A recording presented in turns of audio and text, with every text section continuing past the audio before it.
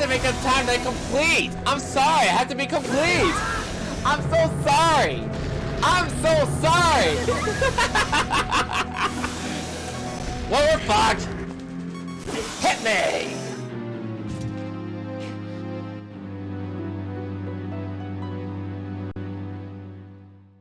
Yep. And that creates a timeline of Links of the Past and Link Between Worlds. Which I'll be playing that one in the future.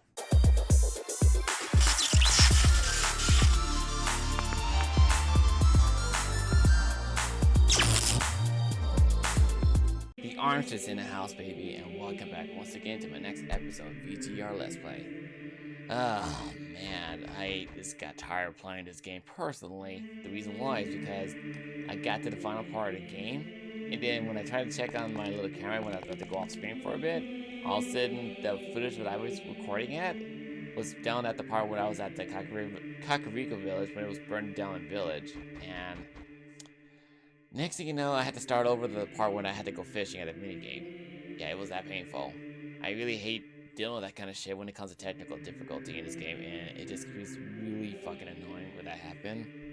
So I'm just glad I got to this point, and I'm gonna make sure it stays safe as possible, because I saved this shit multiple times just to be at this part, because I'm not doing this shit all over again.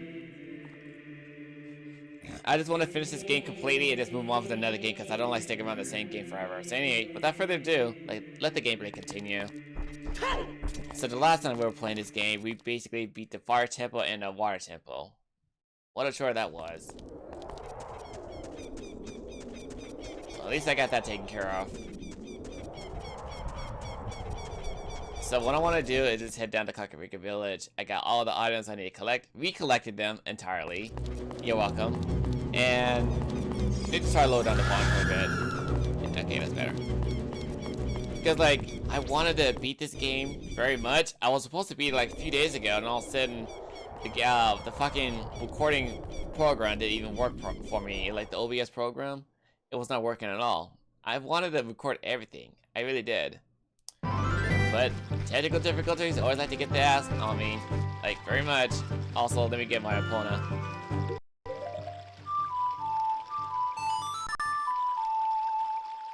They get my little pony.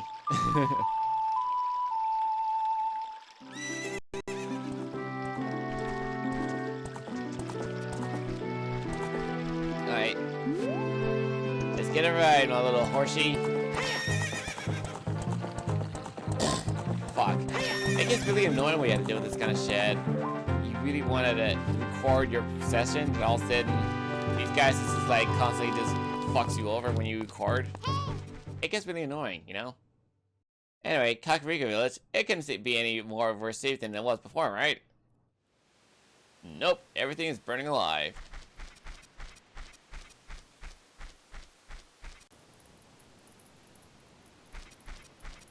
Link is all in shock and say, what the fuck happened here? I'm guessing if you do the water temple first and then you come to the fire temple, all of a sudden nothing is all on fire.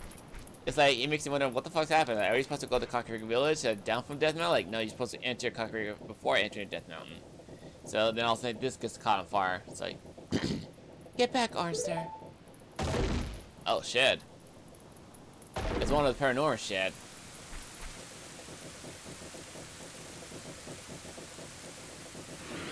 Uh-oh. Watch out, Sheik! Oh! Fuck! Getting thrusted around like that from your hip? That's gotta hurt like a motherfucker. That would kill anybody if they get caught like that.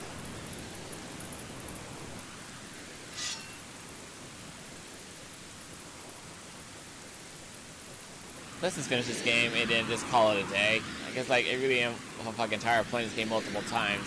Whenever there's a technical difficulty. Yeah, you ain't gonna win this fight, Link. The next fight, yes, but not this fight.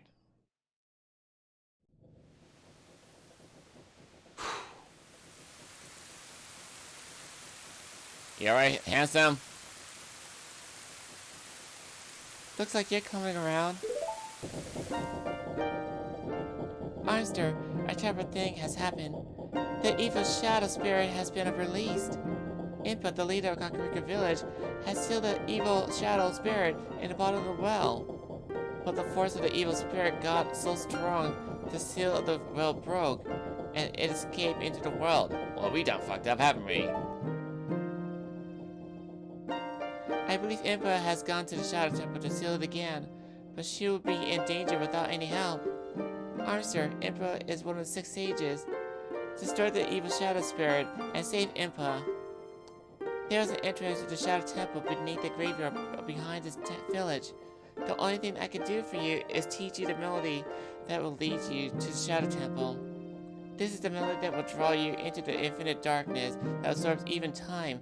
Listen to this, the Neptune of Shadow. To Noctune Shadow. I said Neptune. God damn it, I said it again. I said that last time, I said it again this time, so it's Noctune Shadow.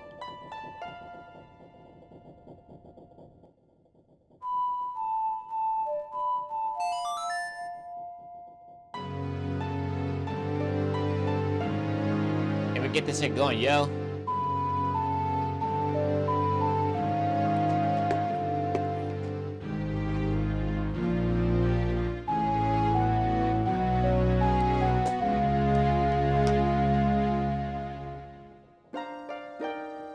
You have learned on Noctune Shadow. Yay. Let me take care of the village. I'm counting on you, Armster. See you, bitch. Huh. Okay, so basically on my status, let me see here. I got 3 more hearts continues to gather, so the one I need to get is 1 more heart piece.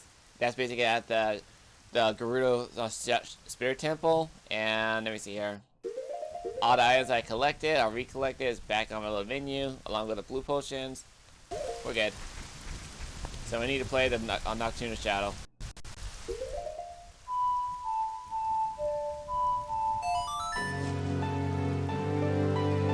And if I can show it off, I can actually show off the Composer Brothers. I did it last time. Even though I didn't get the footage of it, but I'll try it again. If I can't, then there's nothing I can do about it.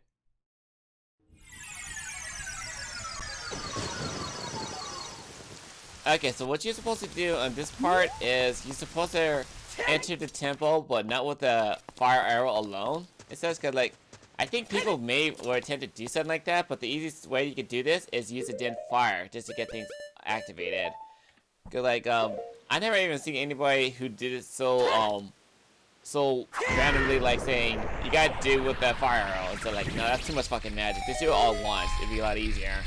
Then again, I think if you try to do with the fire arrow alone, it's like, for some reason, it's just gonna like fucking, the torch is gonna be burnt out completely. There's just not gonna be any fire. You just wasting magic.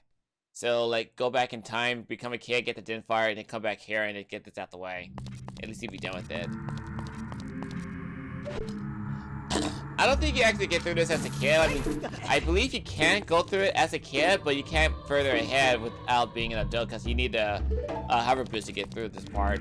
Okay, so speaking of, let me get this out real fast. I'm gonna need this. So you need the Lens of Truth in order to proceed forward.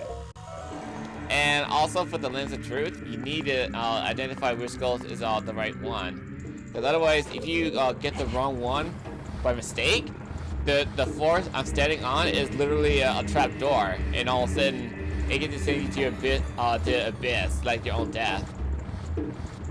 So be very careful about how you do this kind of stuff. Be very cautious.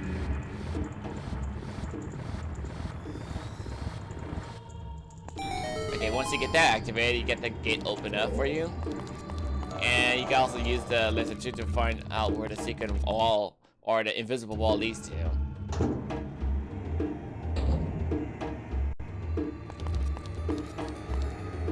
Okay, one who gains the Eye of the Truth will be able to see in the hidden of the darkness.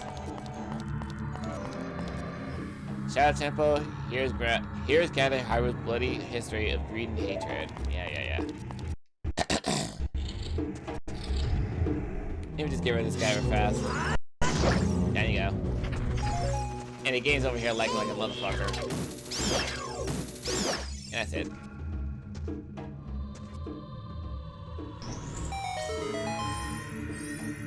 I can't go out empty-handed like that. That's just bullshit.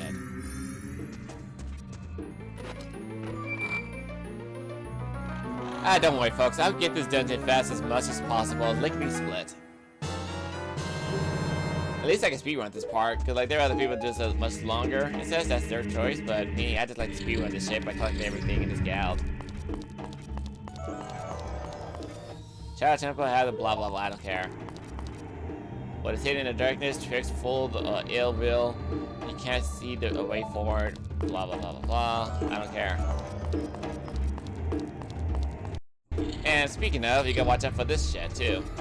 Oh shit. Shit! Ah, fuck you! Ah, stop grabbing my fucking... Man, motherfucker! Oh, here, grabbing me fucking 3 times in a row. I can't even get away from him. And no, you can't go out there. Even if you do try that shit, you can't get away from that shit. Get off me! One good 2 jump slash like this, and you'll be good to go. You don't have to worry about that bullshit anymore.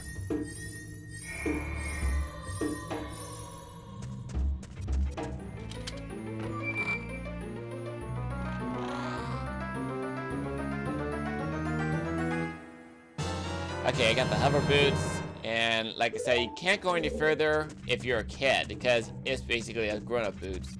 Because like, if you try to go in there as a kid, then you can't get across it any further, even if you want to. So there's no way you can get there. Okay. So next I'm gonna do is try to head over to this spot, and just get this shit out the way. Cause fuck. I mean, I don't mind playing this game at all, but doing this multiple times for the recording session gets really fucking annoying for me personally. Cause like because like they just like fucking shit. It gets really fucking annoying for me every time I try to record this stuff. Like, okay, so let me try. What's the best way to describe this analogy? Like, the best way to describe it is if I was to be recording with 2 monitors and shit, I'll be able to know what the hell is going on. Like saying if my computer was not to be working at all, and then next thing you know, I had to put up with that shit.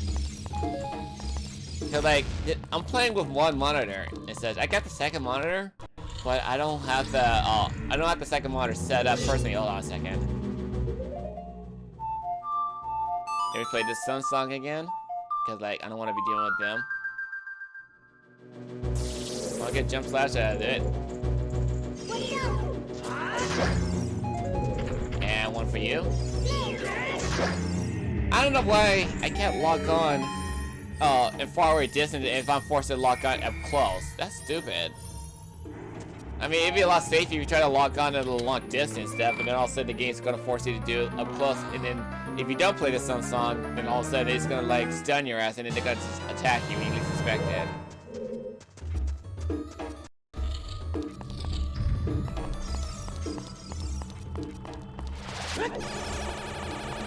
Okay.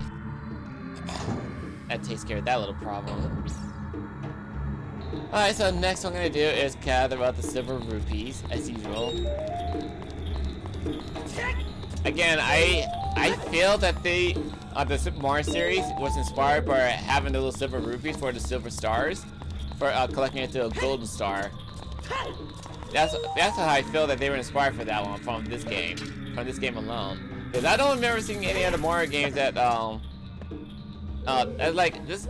It's like, hold on, what's the best way to say it? Like, I don't see any other Mario games that has that kind of quality before, after this game came out. Like, there's no silver stars for any other Mario games like that. Like, especially on Super Mario 64. I believe they started out on Super Mario Galaxy along with Super Mario 64 DS. That's the only thing I know that's what they established. By the way, if you go down the hallway in the far right corner, next thing you know, it leads you to the one area that leads you to close to the boss room. But I can't go there because it's a stupid block blocking my way.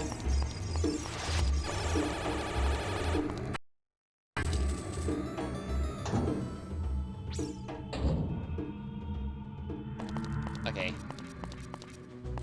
Yeah, watch out for you. Fuck you. Just aim for your face. Fuck you. Fuck you. That's easy. Just drop down for this part. Fuck you. I don't like you guys very much. You guys suck. And then later on, yeah, I know, the wall master. I don't care. If you go to the left of the far distance corner like that, it leads you to the next golden sculpture. I'm not gonna do that because I'm just gonna speedrun the rest of it. Oh shit, I was close. Oh, shit.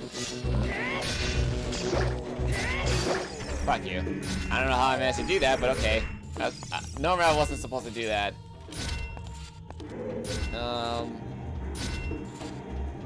Okay, so let me see what's the best way to say what else I need to say about this. Actually, I don't know what else to say. All I can say is that for one, the game's this game was inspired by collecting 5 other silver objects in order for you to get the item to move forward. And to my understanding, I don't think the other Mario games did that before this game. So that's basically kind of convenient. Like, unless anybody else knows that fact better than me, Steph, then let me know in the comment below, because I really am curious about how that even works exactly. Okay, move this out the way. By the way, if you use the lens of truth, you'll be able to know what the huge block will be blocking the way. Okay, trying to move on forward. By the way, if you just move around prematurely and then not carefully, it says, next thing you know, you can face your own demise, like the worst possible way.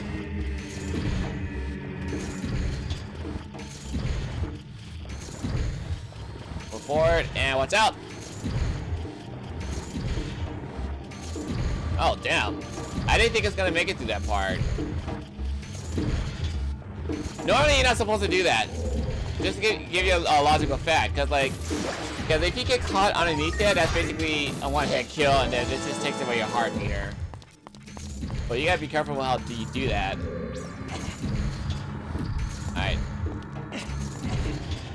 Move on forward.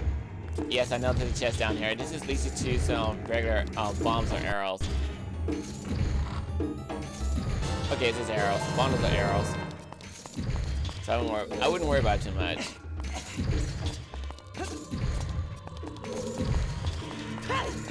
Okay. That takes care of you. 5 rupees. And let me get this out the way, get this out. And speaking of, let me just get this out the way too, because first of all, I like to get my files organized every time I play this game. Alright.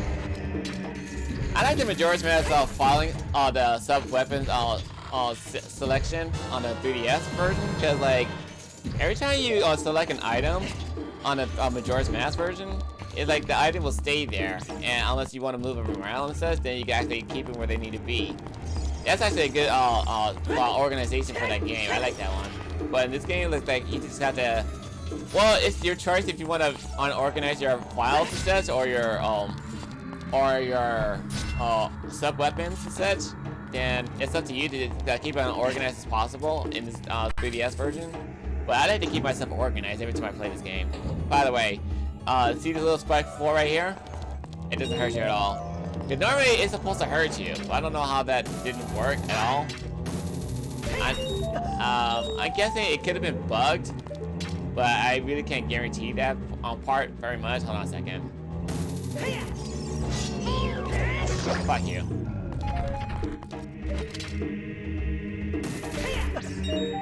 Alright, we're good.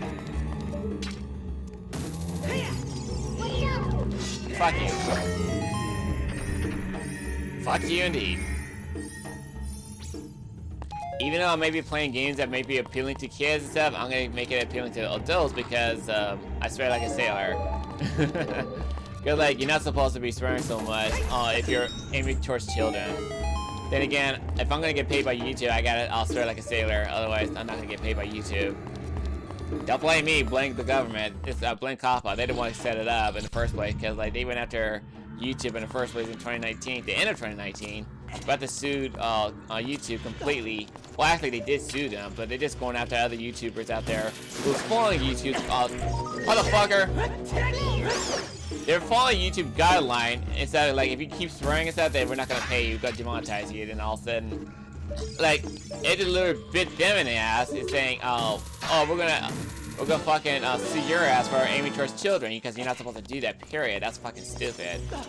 And then the parents out there are gonna be complaining, saying, "You're supposed to make it more kid friendly and shit." And like, stop having your YouTubers be swearing in front of the children. It's like, bitch, you better shut the fuck up because like, first of all, you're not in charge of us. Second, and mostly important, we're just doing what the government's telling us to do because like we're supposed to follow that law because like, because if gaining children's information is against the law.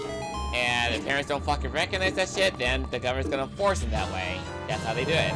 And then that's basically how YouTube got this fucked over and blaming the other YouTubers for making it kid-friendly towards other content. And I was saying, motherfucker, we just doing what you're telling us to do. You gonna blame us for that kind of shit? No, son. No. Like, you ain't gonna blame us for that kind of shit. Because, like, like, if YouTube gonna be doing the blame of other people for their stupid guidelines shit, then that's just fucking low right there. That's a low standard. I mean, I got high standards on me, so I know what to do, and I know what to say. But when it comes to people bitching about us swearing like sailors, that's their fucking problem. Don't take it out on us. But like, if the parents can't be responsible for the kids' actions, then that's their fucking problem. And yeah, I'm gonna be realistic about it. I'm gonna be saying parents need to shut the hell up and just fucking let us do what we want to do. And if they're gonna bitch about it, fuck them. Cause like, I'm a parent myself. I'm basically a stepfather. I basically know what to say to my child. Well, I'm gonna have my own biological child, but my stepchild child is gonna be my child, regardless. And hold on a second. Let me just get this out. My stepchild is gonna be my child regardless and such. And I'm planning to make children with my girl I'm spending time with. That wall looks very suspicious. So anyway, like, if you basically go through that door right there, and oh shit, and it leads you to the little wall, it's gonna say that there's gonna be literally a visible wall you're supposed to go to. Oh, hold on a second.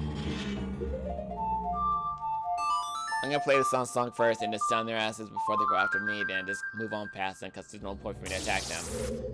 Let me just get this out. Getting to the point of no return. Hit this hidden chest right here. Boom. Ow. So anyway, long story short, a parent's job is to guide their children on what to say and what not to say, and teaching what is right and wrong. I'm the same way when it comes to teaching my children in the future, saying what not to say and shit. Cause God, stupid bug got in my face. Like, if the kids is gonna be watching stuff like this that's basically inappropriate for their age shit, well, first of all, stop them and then teach them the right and wrong. But like, the thing is, if the kids is gonna keep saying the bad words a lot, punish them. Fucking punish their asses. Do not allow them to gain access to the certain website or anything that basically inappropriate for children until they learn their fucking lesson. Because, like, parents are supposed to teach kids tough love in order for them to get things right. Because otherwise, if you don't teach them proper tough love or guidance and such, then you're just gonna, like, fucking, you're gonna have a bad sport of children along the way. And afterwards, it's like saying you gotta be very careful what you gotta say to your children as well. Because, like, they can be influenced by the parents for what they say, or they can be influenced by society, and they can be influenced by anything.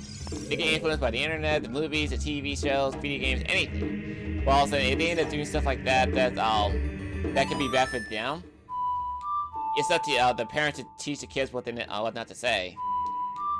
So kids have to learn proper guidelines of how things work for being human and shit, and you gotta learn the right direction. You gotta teach them the right direction. It's like, sure, like, if parents do swear a lot in front of the children, and then you gotta teach them what not to say. Because, like, again, punish them if they're gonna be saying stuff like that a lot. Hold on a second, let me get this out real fast. Can I get this out, please? Can I get that? Thank you. I just want to get this out fast. I should have did this first before I ran it forward.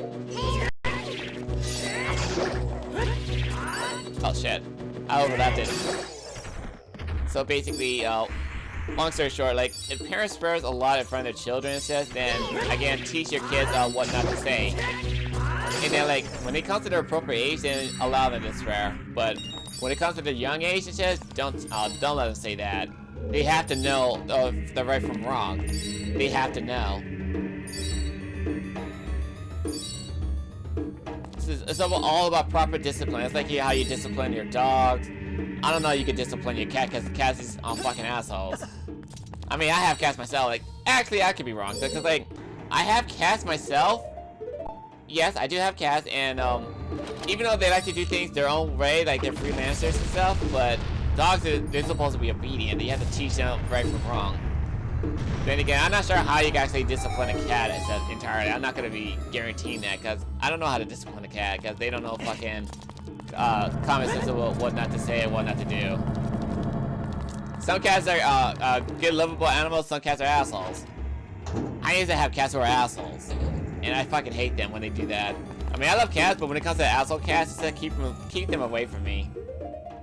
Cause like, I don't want to be dealing with their dumbasses and shit. Cause I used to deal on cats like that when my late grandmother was around, and shit, that cat was a mean little bitch. Cause like every time when I deal with that mean bitch cat and shit, whew, that cat does not fuck around.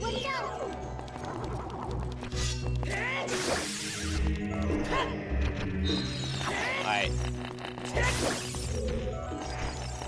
So anyway, like, bottom line is, like, it's always good to teach people, and children included, the right from wrong. It's good to do it at the early age, because, like, if you do it at the later age and shit, then there's gonna be a problem.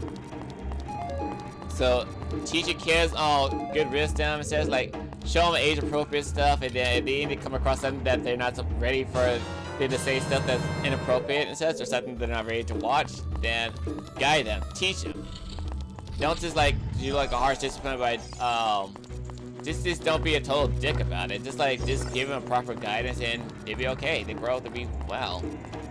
And yes, like, I am planning to have my own biological children of myself in the future, and I am going to teach them some tough love. I'm going to be a strict daddy, and I'm going to love my kids very much. Okay, let me just get this out fast. Den fire! I guess, like, I could be an entertainer, and I'm also an educator as well. Cause, like, I like to teach people what I know from my own logic. Cause, like, let me see here. What's the next best example I can say about this stuff?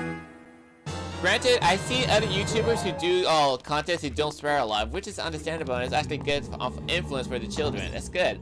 But next thing you know, when it comes to YouTubers who've been criticized by other people, and those included, for saying, oh, why are you doing stuff that's inappropriate for children? Like, aren't you going to be aimed towards children? Well, first of all, didn't I just tell you about COPPA? They're supposed to be following the general guideline, like saying you're not supposed to aim towards children, because otherwise, if you aim towards children, they can't get paid either. That's basically why we just do stuff that's inappropriate sometimes, because like we want to get paid by YouTube in order to get by. And if you do like, if you just if you do what the parents is telling us to do, then we can't get paid. Period. So that's what we got YouTube Kids for, because like it's only for children only. Oh shit. All right, so let me just get the hover boots on me. It said, hold on. Let me get the hover boots on me. And let's just move on forward. We're good. Let me take this back out. And definitely gonna need this. I'm fucking gonna need this.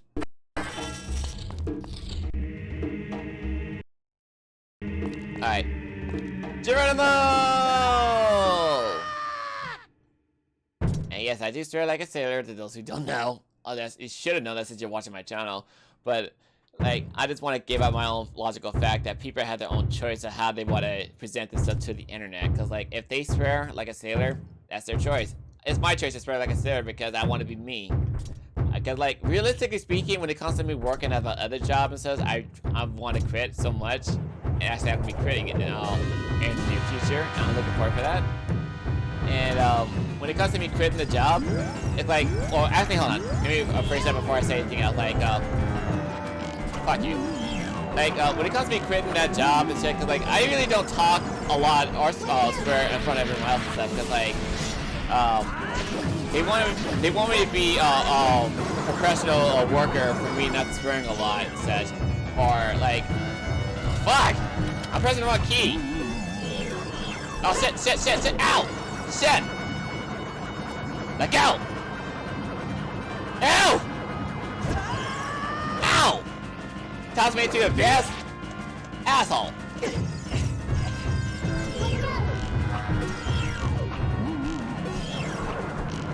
No, fuck you. I'm over here pressing the wrong button like an idiot. So anyway, that's what I was saying. Like, at my other job I work at, I want to quit so fucking badly, and I'm going to quit in the future. I don't talk to a lot of people. I really don't.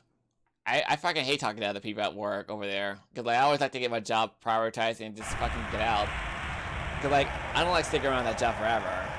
And stuff. I like to do this job because it's more fun and enjoyable for me to play. And in the end, when it comes to me being myself, I'm happier. I'm happy to be myself.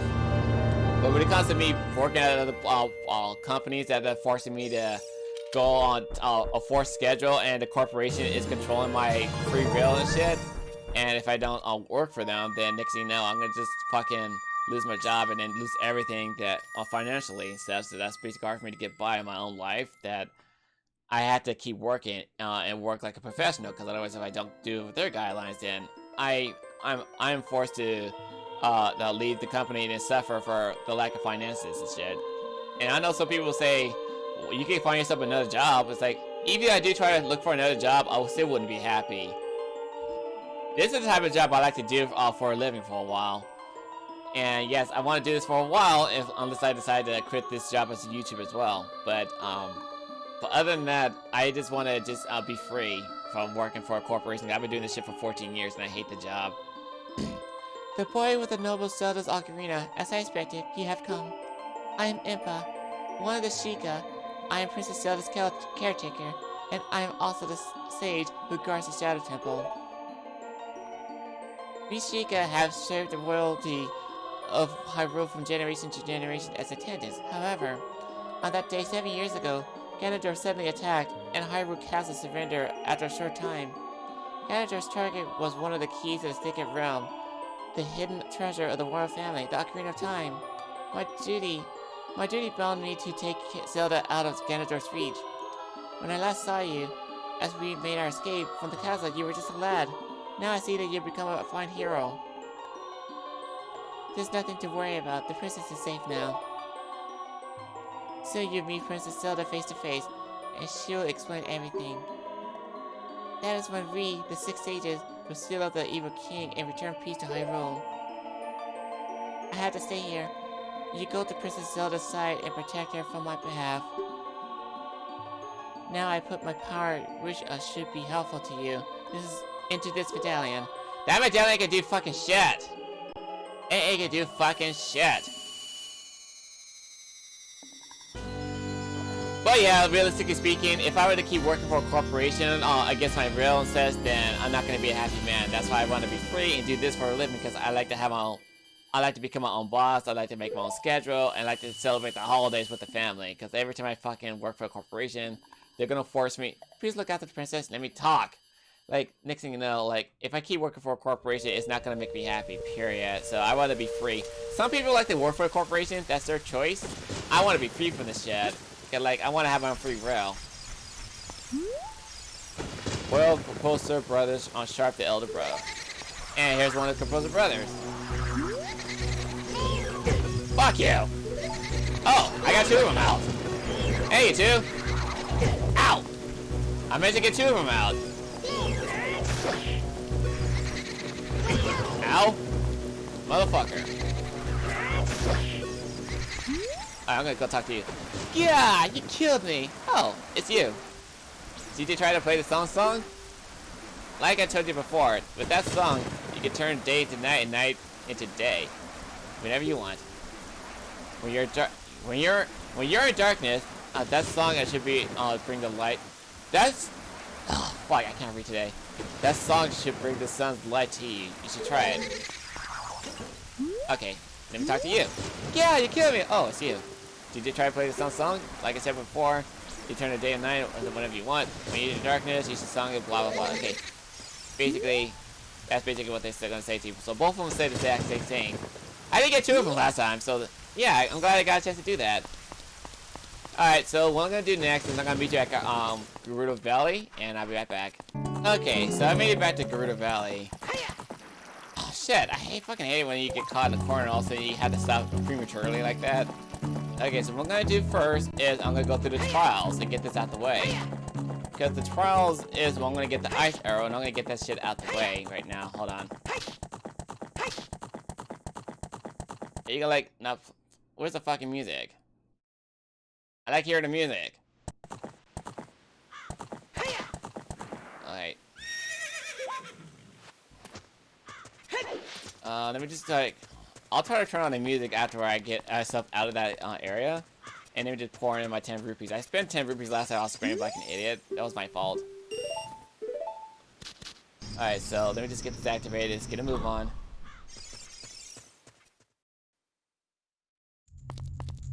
Alright.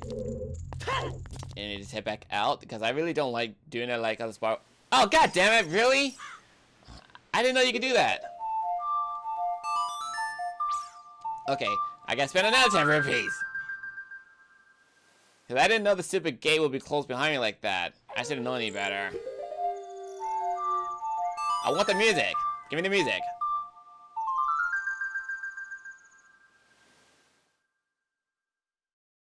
That's better. That's your fault for spending 10 rupees, idiot. Oh, come on in. Alright, let's get this out the way. Alright, so if you want to get yourself around here, like Navi's going to be pointing out the little spot right here that seems suspicious. And it looks very suspicious, by the way. Just play this song.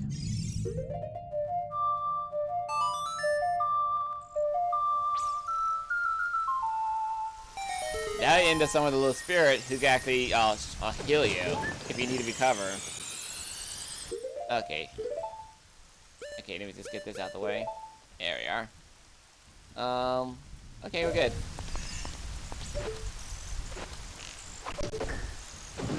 I just got that little problem.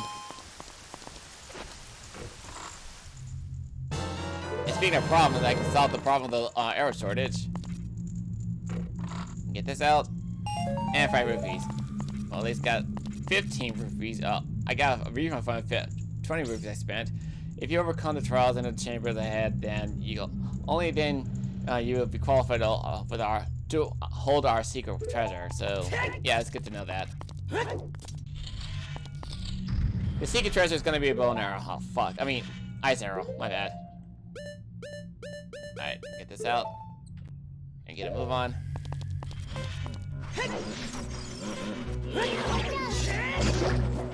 Nope. Oh, motherfucker. Don't attack me. Get out here. Come on. Man, fuck you. Shit. Come on. Get out here. Motherfucker. There you go. At least I beat him with a certain amount of time limit. I needed to do that, because otherwise if I hadn't, then I had to start over in that little trial. It's always good to come prepared, folks. It's always good to come prepared. And I know some of you guys say you've forgotten the Silver Gauntlet. Like, I don't give a shit about the Silver Gauntlet right now, because the Silver Gauntlet is like, it's the least of my problems. It's the least of my worries.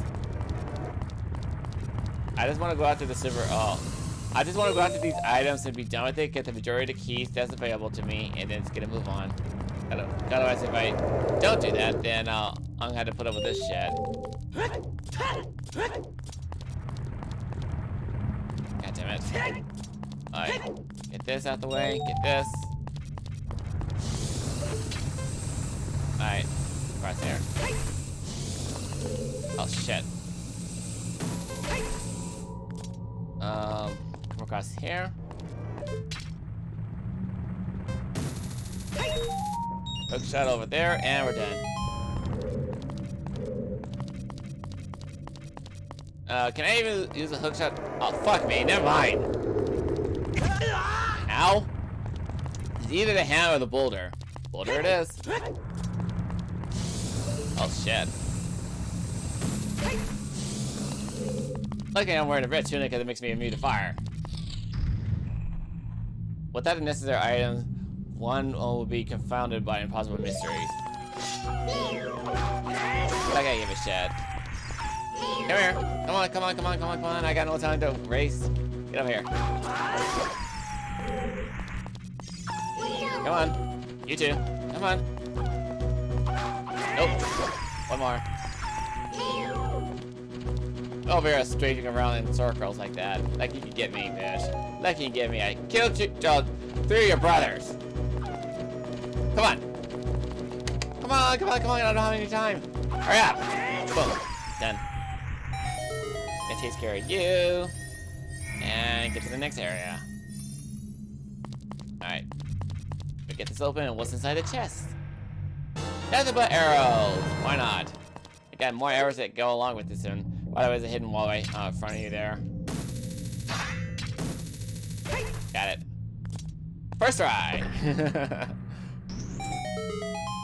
That one leads into where the huge silver block is on the way.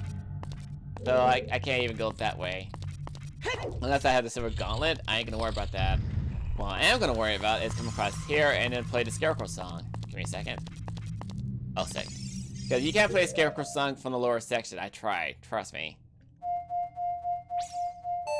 Because if you try playing in the lower section, you ain't gonna summon him at all. And what I'm gonna do next is head down to the lower section as we do this. Blind eye statue.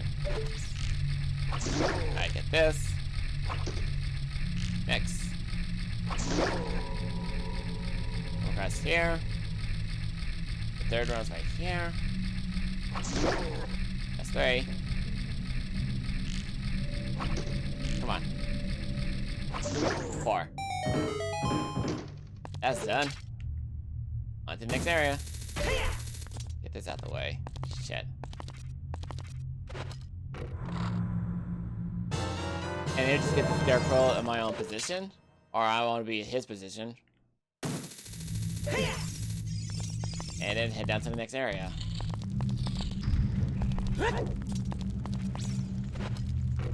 Yeah, but realistically speaking, I said earlier, like, I really meant what I said. People have their own choice of what they want to do with their lives and such. I want to be free from this corporation bullshit, and I don't want to work for the corporation anymore. I want to work for me. So, like, I could be a freelance employee. He could actually do what the fuck I want. Because every time I work for other people like that, and they don't give a shit about my personal business or personal problem, then I'm not gonna put up with that shit no more. So that's why I like to work only for me. Because I really hate working for other people. I really do. Because, like, every time I work for other people and shit, and they don't give a shit about my life, then I'm not gonna work with them, period. And also, if people like to work for other people for corporations, just be guided for what they want to do instead, then, well, I mean, they can do what the hell they want. But also the fact that I choose to be myself by swearing like a sailor and such, and I don't know with it. But when it comes to me teaching my kids right from wrong, then I'm willing to teach the kids right from wrong. Because, like, they need to know right from wrong for what you need to say to them. Because, like, a lot of parents swear a lot in front of the kids when you least suspect it. But also when the kids over here swearing like sailors and such, then I know the parents are doing their best to guide their children to the right direction and such, but if you do it the wrong way by closing them off multiple ways, and then all of a sudden you're just gonna make things harder for you and the child. So that's why, as a parent, I may be a stepfather to my stepdaughter, but as a parent, I might as well teach my kid the right way instead of just doing things the wrong way. Like, I teach it the right from wrong, and that way the kid will know exactly what she needs to know. And same goes for the other siblings in the future. I want to teach them the proper direction as an adult, that they can have a better life if I give them the right direction. That's what I'm saying. Cause like, there are parents out there who want to neglect that, and all of a sudden they're just gonna like, they're gonna neglect that idea and just fucking give blame to anybody else who fucking don't do the other guidelines and shit. Cause like I understand like back in the history time, like before YouTube even existed, there's basically like popular celebrities like Eddie Murphy and other celebrities out there. Ice Cube. Well, he's basically, I'm not sure he's actually a comedic. He's more like a serious type of guy. There's also like Chris Tucker. He's a comedian, and they swear a lot.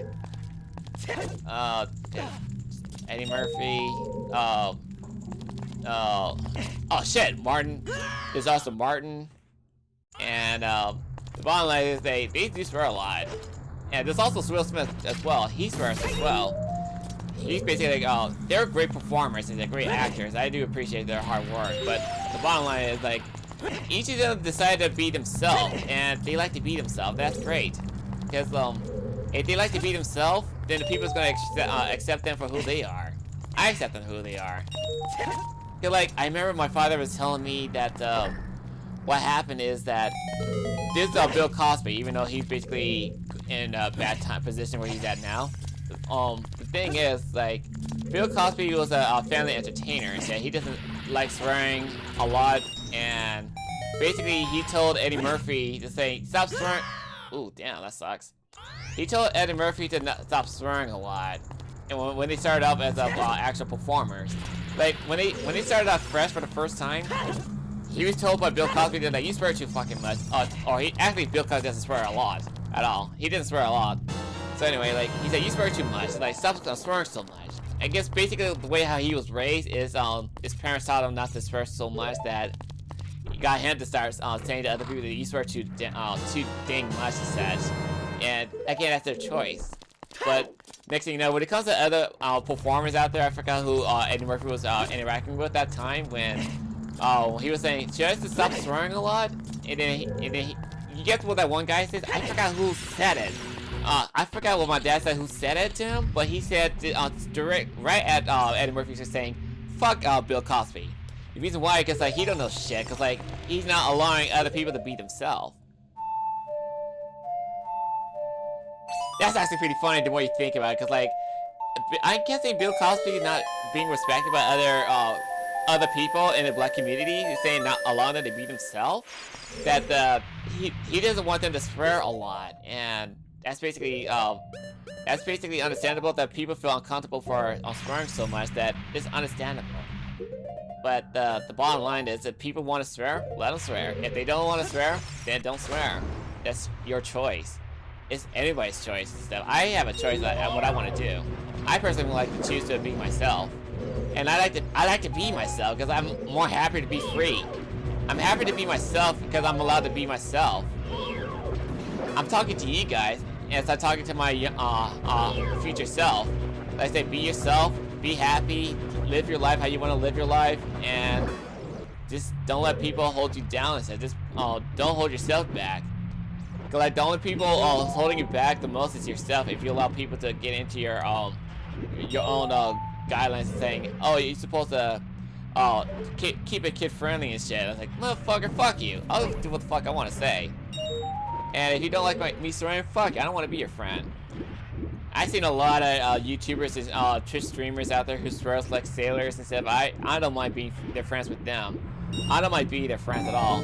I don't know why the color palette is all blue when I'm underwater like that. That's fucking weird. Anyway, it's actually pretty funny. So anyway, like it's like before YouTube existed, like the other famous stars, actors you see now, they gone through the exact same thing what other people are going through right now as YouTubers, or the Twitch streamers. And in the end, if they were criticized by people for swearing a lot, then let them criticize you instead. Cause like eventually, you never know, you might become your own successor in the future. That is like you become your own great entertainer as you're an educator. I'm educating you guys as much as I'm entertaining you. That's the bottom line. Cause like, sure, I can actually be an entertainer entirely and not give a shit about what I want to educate you or teach you guys the logical facts of a humanitarian way. That I can actually teach you guys a great humanitarian way if you guys allow me to. And a lot of people actually like my content for me being myself, so I'm cool with it. I'm cool with it. Go away. Ah, I hate these motherfuckers! Like, it's basically what I'm doing right now is I'm expressing myself towards the game. Like, I'm not saying towards you guys. Like, here's the thing though. Another thing I need to point out is if you're gonna be swearing, don't try to stare at the audience. It says, let's say, don't say fuck you to the audience or fuck this and that. That is where the people be offended. That's the only thing you can be offended by the people. Like, unless you just simultaneously semi-joking to the audience, saying fuck you to the audience and stuff like that. Like, you're just joking just a little bit, but saying fuck you, I'll do what the fuck I want and stuff. But when he's saying in the most insultive way, that if people can feel the energy from your vocal, then that's when they start feeling offended and say, don't swear a lot. That's just really fun. So it's like, use it as minimal as possible for swearing, and then just actually don't make it as a habit of swearing too much. Like, it's basically immature. Just don't make it like that. That's what I'm saying. And the thing is, when it comes to me swearing at the other companies, like other corporations, I have to keep it professional, and they're not allowing me to be myself. It's like, even though I want to talk to other people, it says like a certain amount of time, I had to watch my back every single time when other people like constantly looking around and see what I'm doing. And the next thing you know, if I try talking at least up to 5 or 3 minutes, they're gonna tell you, get back to work. And then I see them talking at least 20 minutes or 30 minutes long. I was like, that's fucked up. That's really fucked up how the people higher power than you are now allowing you to gain that kind of privilege to talk to other people. Even if you're like ahead of a schedule, it says, they're gonna like say, fuck you, I'm not gonna let you talk that much because I get to control you. I fucking hate that. I'm being realistic instead of like saying, I really don't like how people like treat you that way, that you want to have free time to talk. Like, I know you could talk in break rooms and stuff, but I really don't have anybody to talk to that much on break rooms at all. I'm always by myself, or anybody I wish to talk to. And it's like, by the end of it, it's like saying, why the fuck do I even want to continue working for other people if they don't allow me to have free privilege and stuff, or have freedom of speech? Even though this is an American thing, that's besides the point. I'm talking about having privilege for doing stuff what you want to do. And if I'm not allowed to have the privilege of what I want to do, then I don't feel like I should stay with the company that's not going to give me that privilege anymore. Like, the bottom line is that I don't want to be a part of the company that allows me to have the privilege to do what the fuck I want to do, just to enjoy myself. And there are other people who get used to it. One of the people who do talk a lot, they do work, but they do talk a lot, too fucking much. And in the end, they used to them for that. But when it comes to me doing it, I don't talk a lot to many people. They just used to me not talking at all.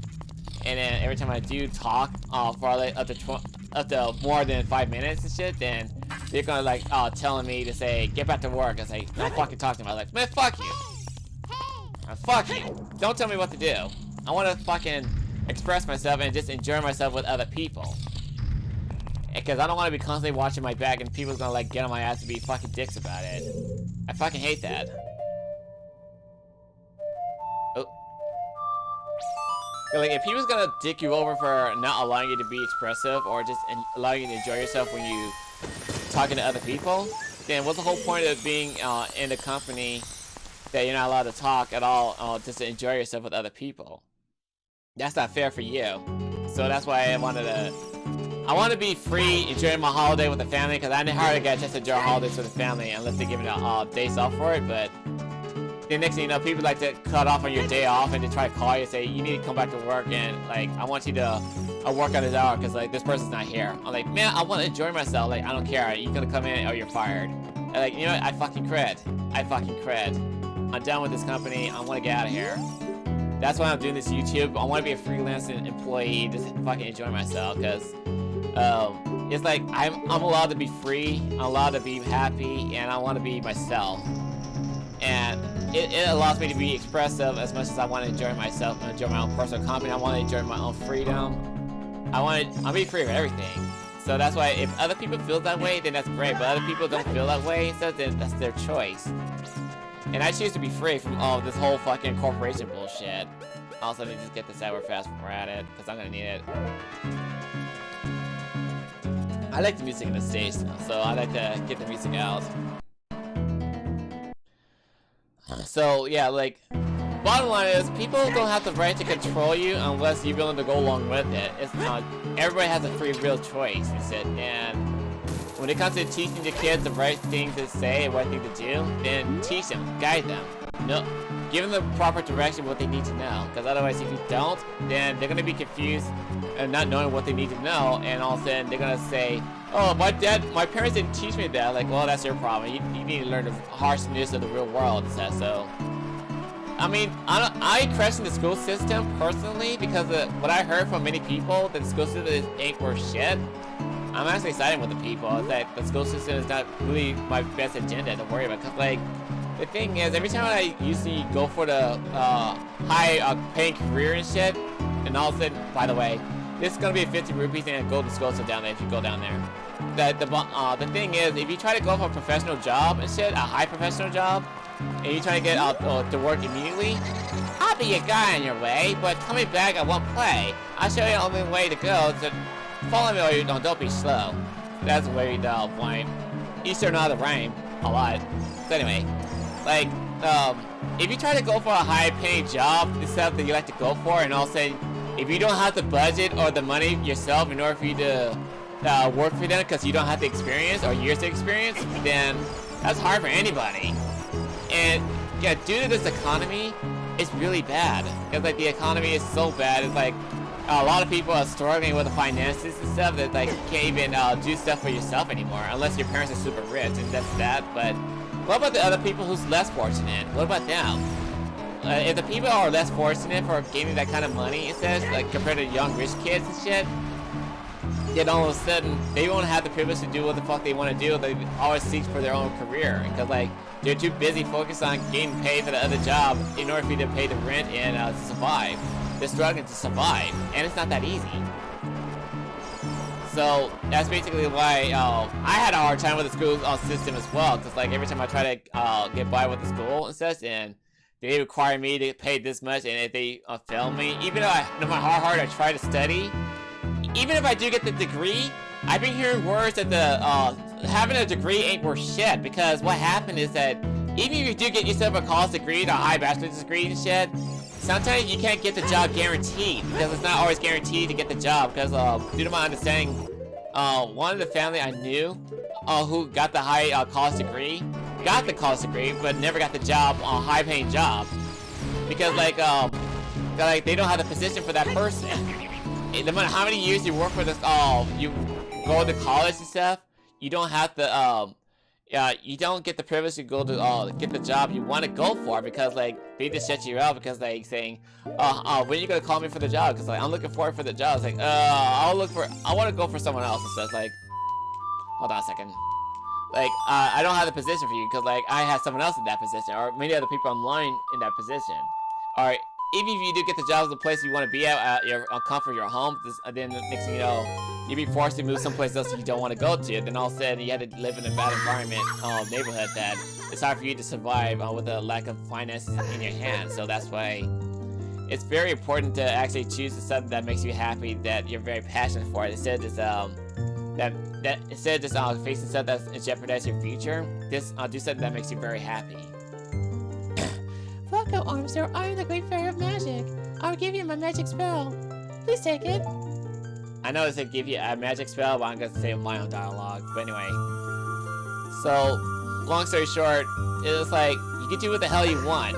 Do something that makes you feel comfortable with yourself. I want to do this for a living because, like, I like to feel comfortable being myself. I like to be happy. Neighbor's love is, in fact, for only limited time, so use it carefully.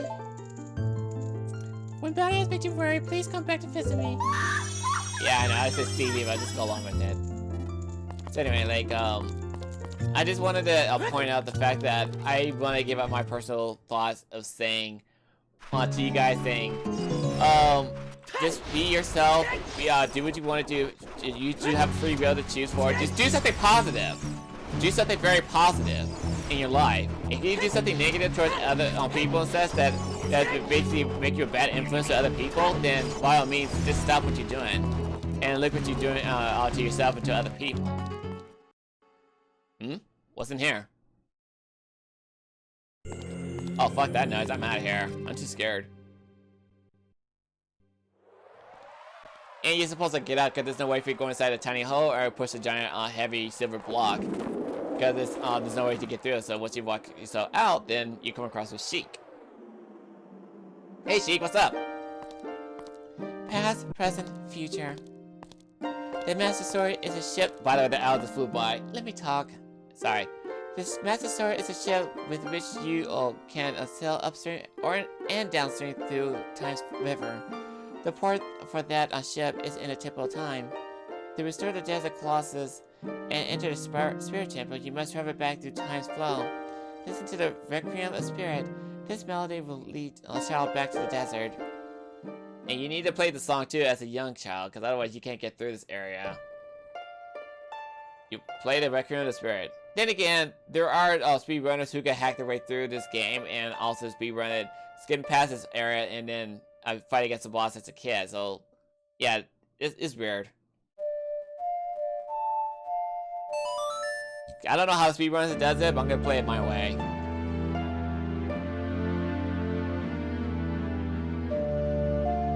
So when it comes to me giving my facts of life and what I like to say to the people, I'll just give out my logical thoughts to you guys to say how I feel about what's going on with the world and what I want to tell you guys and stuff. So, like, something that might teach people is something positive. If it offend people, I apologize for that. But then again, I was like, not too sorry. It's like, I'm just giving out how I feel with my own personal thoughts. Like, see you, bitch. She can always disappear every time. Whenever she gets the opportunity. Alright. Okay. Save this fish real fast. Because I haven't saved in a while.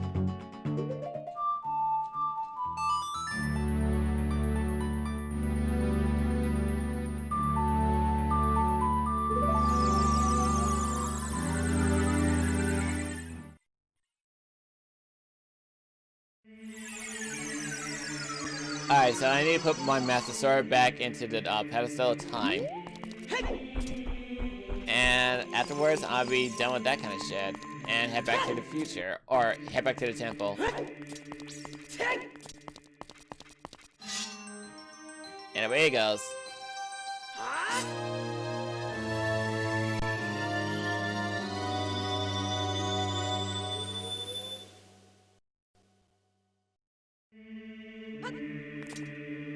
Alright, now I head back over here.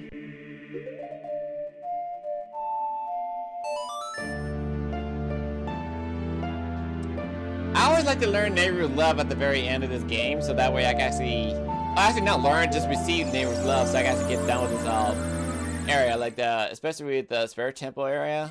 I might as well defend myself from this kind of shit.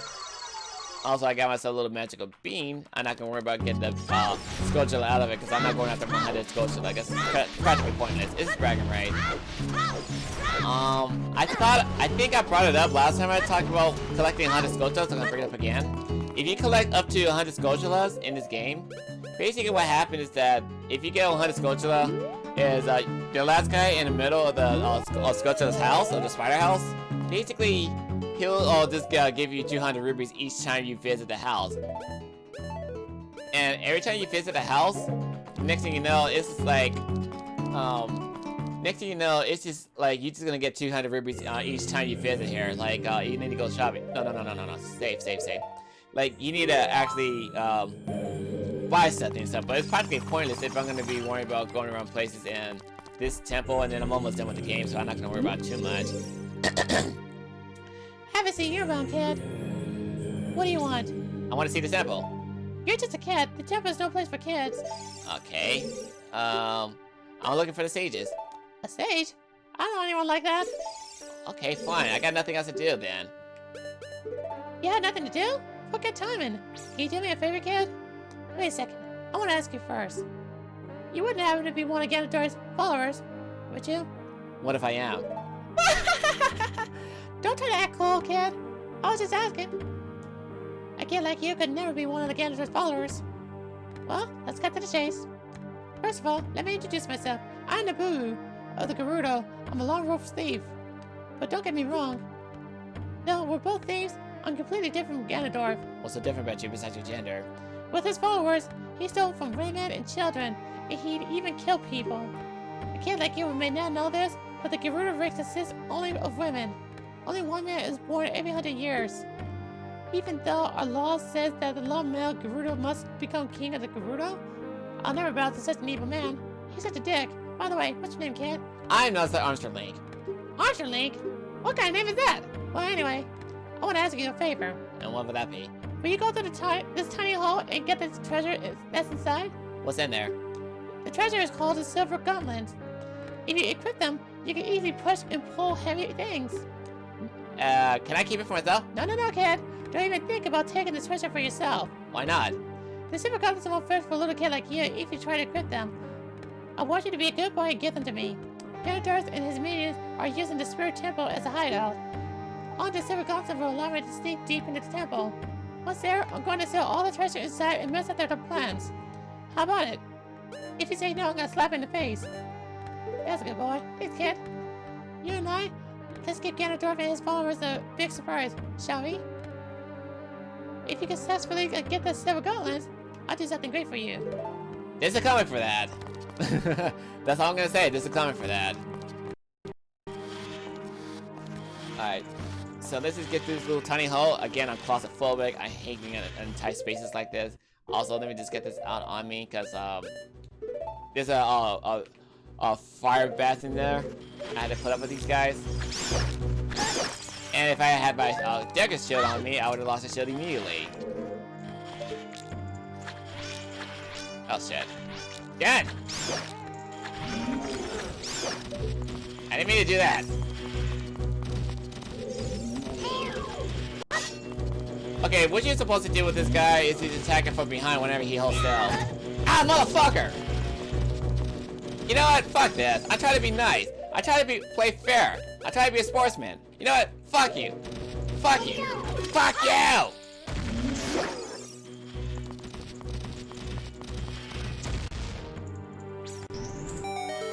Okay, let me just get this out real fast. Give me a sec.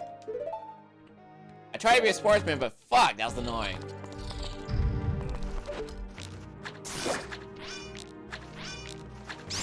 I'm just gonna piss off the completionists out there who's watching my play the game, because like I may attack the sculptures and such, but I don't care. I'm not gonna collect them because I don't care. I really don't care anymore. Again, collecting the sculptures is practically bragging right, and I just wonder why this is up there. I just noticed that. Let me just get this out. Get fire! Okay, get this out. Get out of here. And get me the hell out of this spot.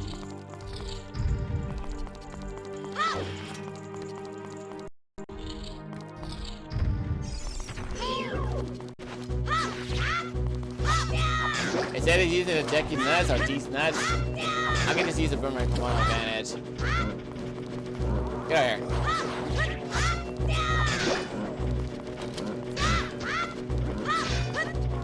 Oh, fucker. Ah, fuck. Why won't you die? I don't want to push you off the cliffs. I gotta make it easy for myself. Stop defending yourself. Let me attack you. Oh shit. I almost fucked that up. Don't push me off. Let me push you off. You don't attack. Damn it. Okay, good. Oh, fuck me.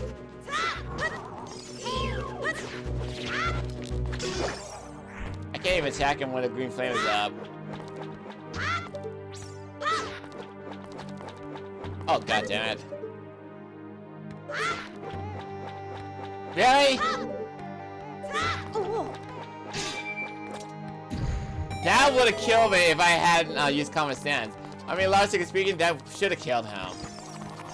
Or rather, that would have been funny in a cartoonist way. It's like saying, oh, I'm up, and also the stupid bird just like clunk him in the head like a fucking cartoonist fashion. That would be fucking hilarious.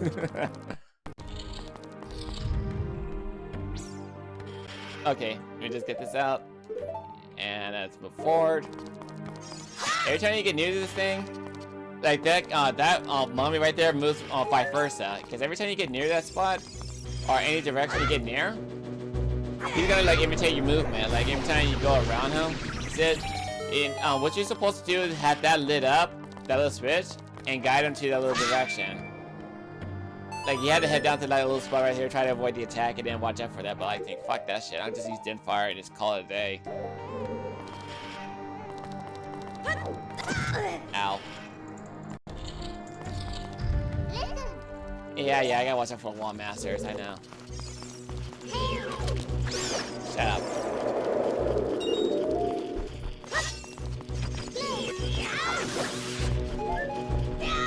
Okay, that's good. We're good. We're good.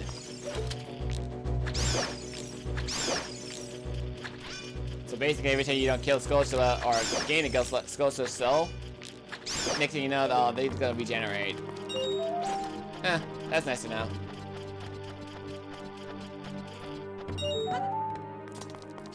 Alright, just gather up this.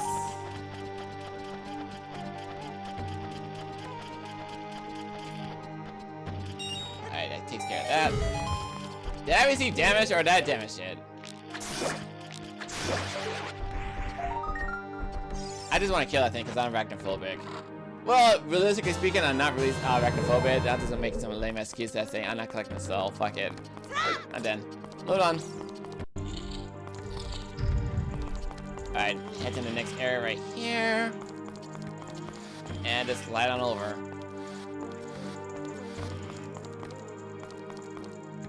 Alright, and we just face lock at this part and move on forward, and then attack him with this. Oh shit, come on. Anything else? Nope. Alright. Except for the golden Skulltula and shit.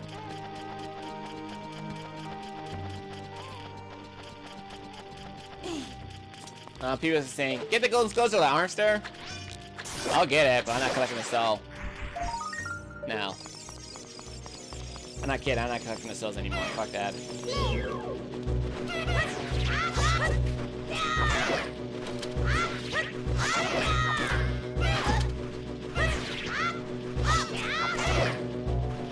Okay. It takes care of you. It takes care of those guys. Okay, you're supposed to get a bonus tree for this part. Also, I'm running out of fucking Deku Seeds. That's not good.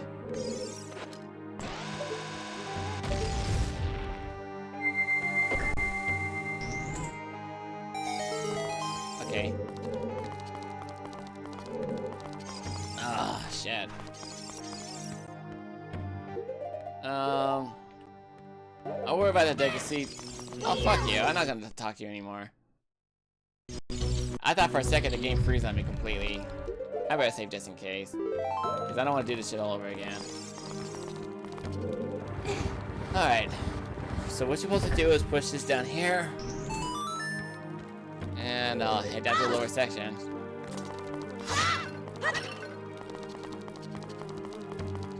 Let me see. Next what we're gonna do is get the dense fire and get this out. And get this together. After you get the dense fires together, then you're good. This should be the dungeon map.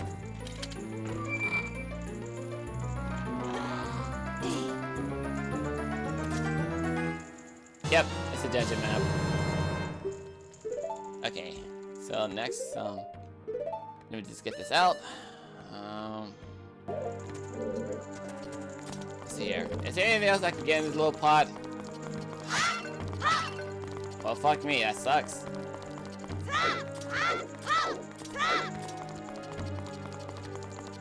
Well, I got my boomerang to keep myself company if I do need something.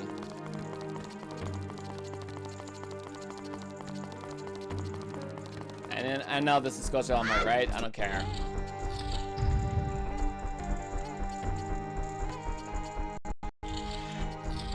What I'm gonna care about is I'm gonna get the bombs.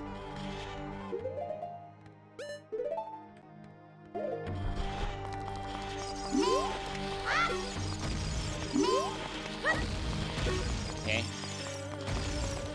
Oh yeah, I can easily get the bombs here and stuff, but the Deku seeds, that's a whole nother story.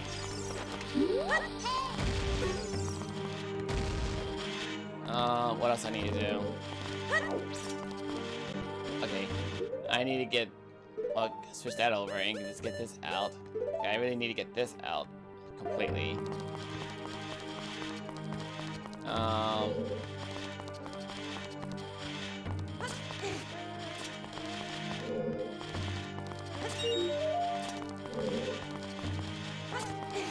Okay.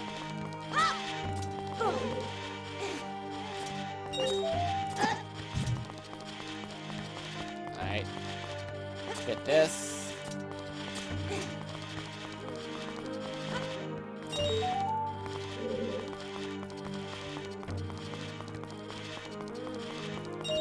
And one more step ahead. Over this direction. So you gotta get the silver root piece first, and then you gotta light up the torches along the way. But otherwise, if you don't do that, then you won't be able to gain access to where you need to go. And also, you need to get the key while we're at it.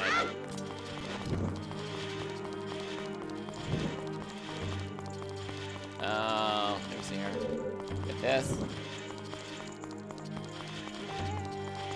Shit. Got it. That's the key, and also this to gain access for me to get this done over here to give me access to the doorway. Need to push this a little further ahead, away from it.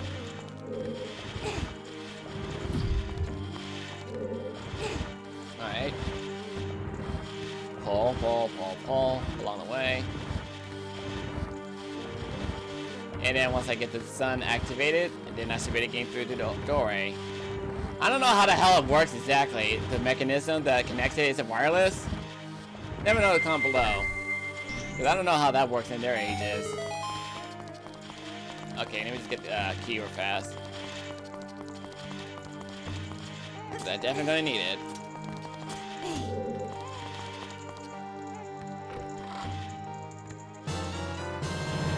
Got a small key, and let's move on forward. Hey, yeah, you're gonna need to keep it that one now. Sorry, completion's out there, but I don't give a shit. I'm done collecting the sculptures. Alright. Next I'm gonna do, oh yeah, I already took it to that area, so let me just get this out. Oh right. Magic. I'm low on magic. How much magic do I need in order to get this one? Down the hatch. Thank God I got the blue potion on me. Actually, I need to get rid of one of the blue potion. Because, like, later in the future, I need to get that out. Because, there's going to be an event at the last part of the game that I need to summon. And I had to gather up something along the way. That's going to be a little less dungeon. That's basically Gannis Tower. So let me just get this out. Because I like to keep myself organized this way.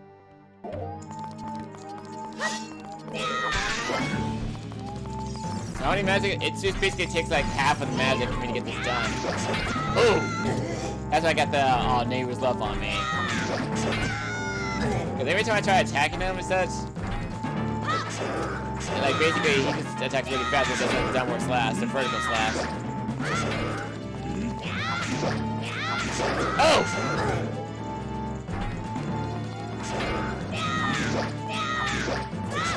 Oh, here's another thing though. Those who didn't get the neighbor love, if you basically low on health, come across the pillars and let it attack those. Occasionally it comes with rupees, but sometimes it gives a little heart, recovery hearts for you to recover. Oh come on! Don't prove me wrong, game. Uh oh. That's the gift for wasting my time. Oh, you motherfucker! Uh oh. Uh-oh, uh-oh, uh-oh. Okay, I'm guessing it doesn't affect me getting the extra recovery hearts because I'm basically on full health.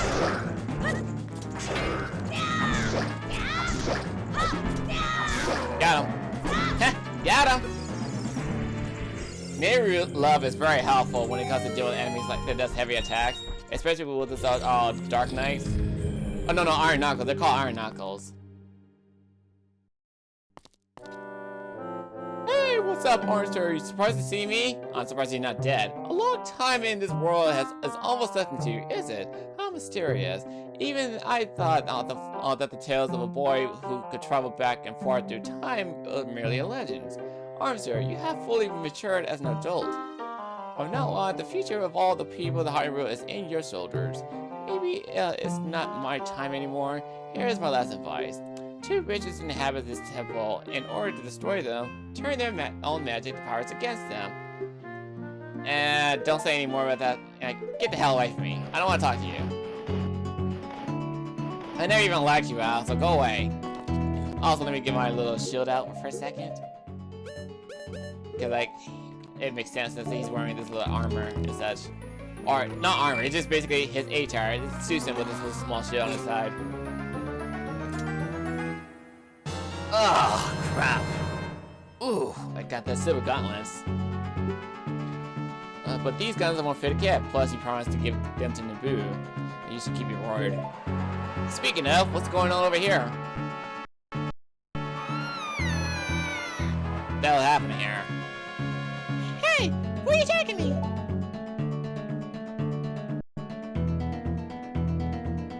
Yeah, let me go! What's going on?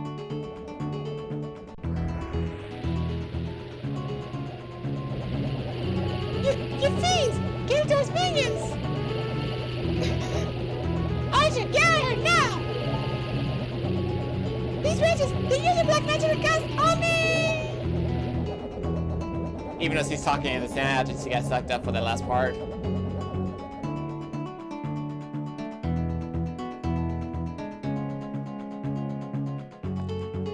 Well, sucks to be her. I'll see you guys in the future.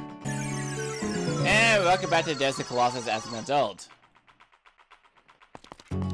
Okay, so I'm gonna get one less heart piece in this area, in this game entirely, and I get the 19 heart containers in my little inventory, and that should be good.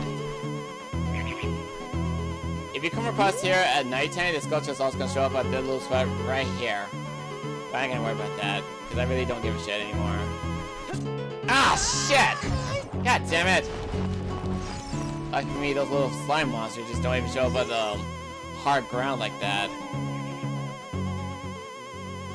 Come on, let's get to the upper section right here. This is one time I jump over it and land on the floating leaf again. And that's basically up to 19 heart containers. I got one more to go, and that's what's inside the temple.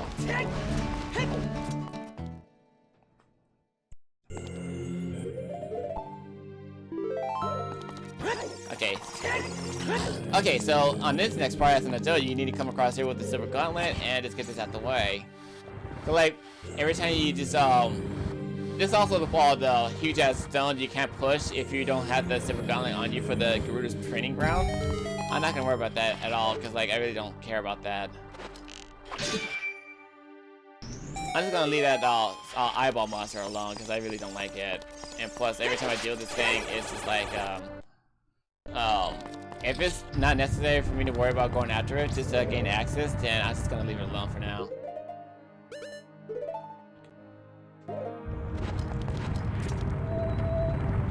Alright. And let me just get this out, because I want to get the silver gauntlet on me. I mean, the silver hover boost, my bad. I'm wearing the silver gauntlets. I got that all mixed up. This is where the next sculpture will be located. I just don't give a rat's ass.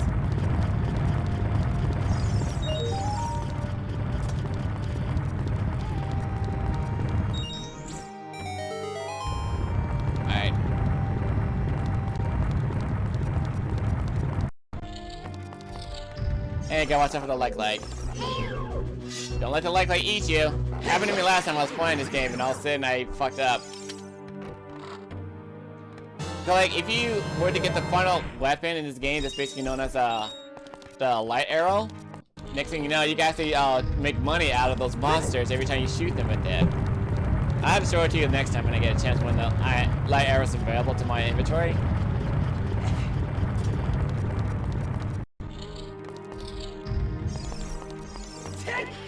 Alright, so I just need to get this key. Oh, actually, I already got the key. Let me just get rid of this asshole.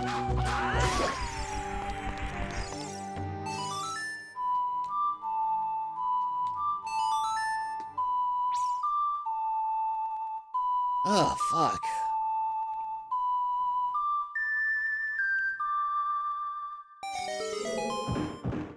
And this one leads you to a compass. Even though I don't really need it, but I'm just gonna get it anyway, just for the hell of it. I really don't need to worry about it too much.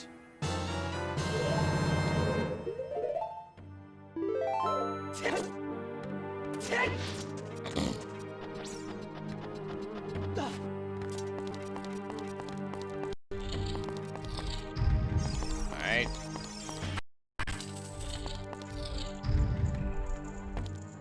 Okay.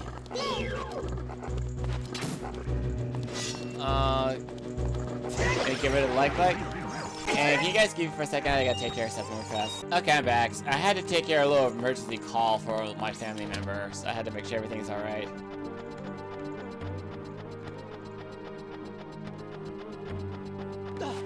Okay, so my girlfriend was telling me something crazy is going on with her phone and such, and I just want to keep it private.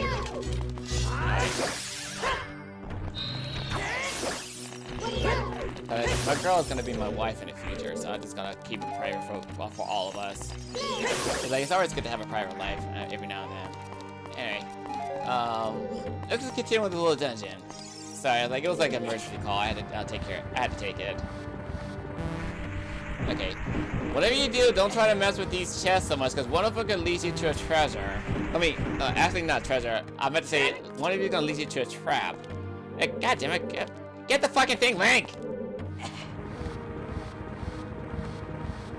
Like, if you let yourself get caught in the trap, then you just basically a fool. Like this, for example. This one right here. Trap.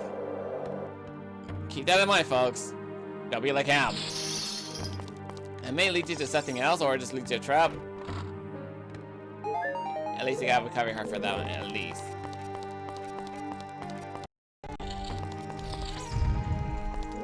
Oh, this motherfucker right here. I don't need, actually, let me just put this over here. And also, I don't need to worry about that too much, but I might just get this out the way. Oh, fuck me! Got him. Huh, got him! Oh, shit! That was close. Let me see here. Let's put this over here, get this out the way. What's next is, if I actually show it off to you guys instead, then I can actually do this part.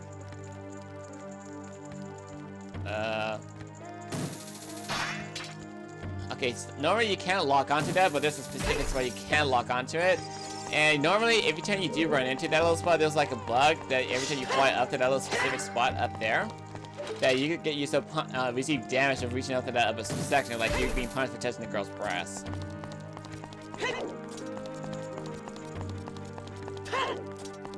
Alright, so what I'm gonna do next is jump over in this little spot right here.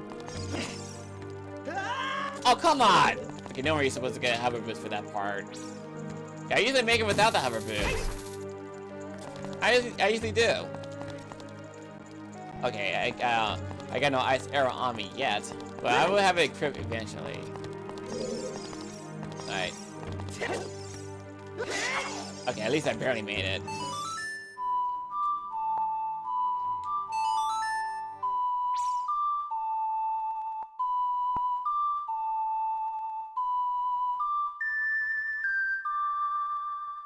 Okay, we're good.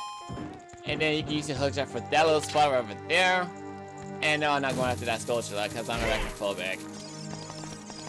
I've been collecting bugs for a long time and I'm done collecting bugs. Speaking of, I need to try to hit the switch real fast. Give me one moment. Like, you can create a shortcut path for going this direction in case something goes wrong. Let me see here.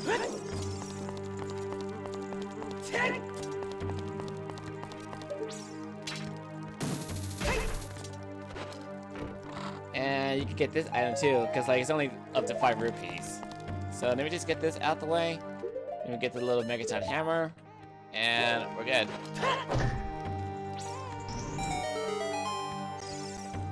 Alright, get this out.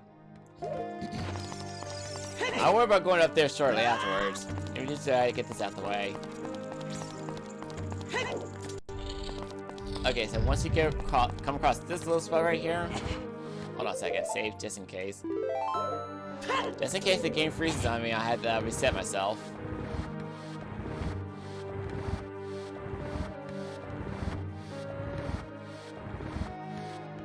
Alright. Keep moving forward.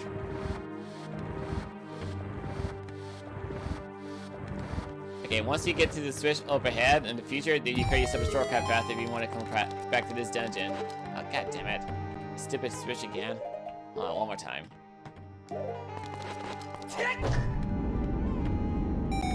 Alright, now we're done with this area. And also, let me just get this out while we're at it. I'm gonna need the ice arrow for this part.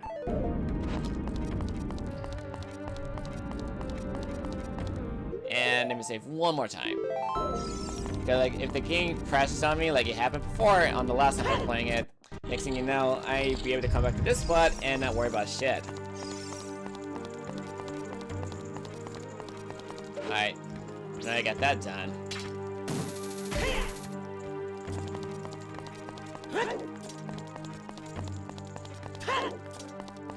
Alright, we're good. I gotta watch out for you, cause fuck you. And I gotta deal with these guys. Well, first of all, I need to get rid of the one on the distance. It says, like, I want to just bomb his ass. Get out of here. And then go after this one. Actually, give me the flame arrow while we're at it. Instead of me chasing after them with the stupid... Instead of chasing them with the stupid dim fire, and just get this out of the way.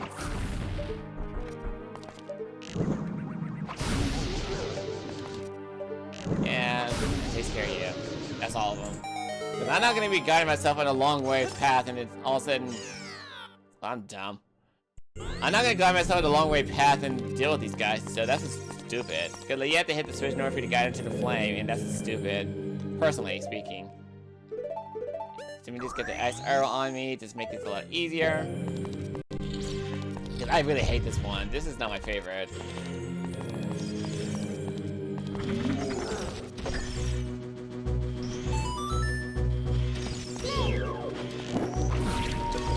I want you to stay there. Stay still. Because like basically what happened, like you could deal without the ice arrow, but it's really annoying to put up with that shit. Because like that asshole just constantly keeps moving and all of a sudden you won't be able to get around place. Because you're not supposed to kill them. You're gonna need those guys to add to your personal foothold. And I really don't want to put up with that shit no more. You know? Alright, press here. Oh, watch out for those. Like I said, you get hard if you let the iron nut. Oh shit! I don't remember doing that. If you let the iron knuckle attack you, if you're basically low on health, you can use that as your advantage to get the opportunity to recover yourself with some recovery hearts. So take advantage when you can get your hands on.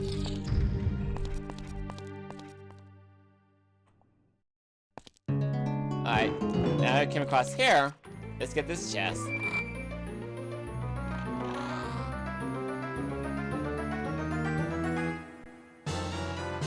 And I did... Oh, what the hell? I can barely see the reflection of the texture screen right there, but the one up there is totally the way it is. So anyway, like, let me just change the shield immediately, because I want that shield on my little inventory right now, because I definitely need it. It's required. And we're out. The mirror shield is very helpful when it comes to reflecting light in your direction. And you're gonna need that. It's crucial for you to deal against a boss fight. So basically what I need to do now is get this shield over to this little right here. I fucking hate dealing with these guys. And we're good.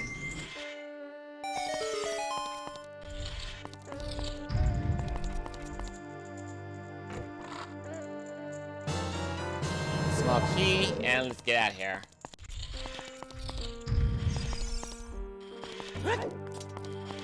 Alright, so basically, like, I believe I mentioned this the last time I played on my N64 version, especially with the HD textures pack, but I'm gonna say it again.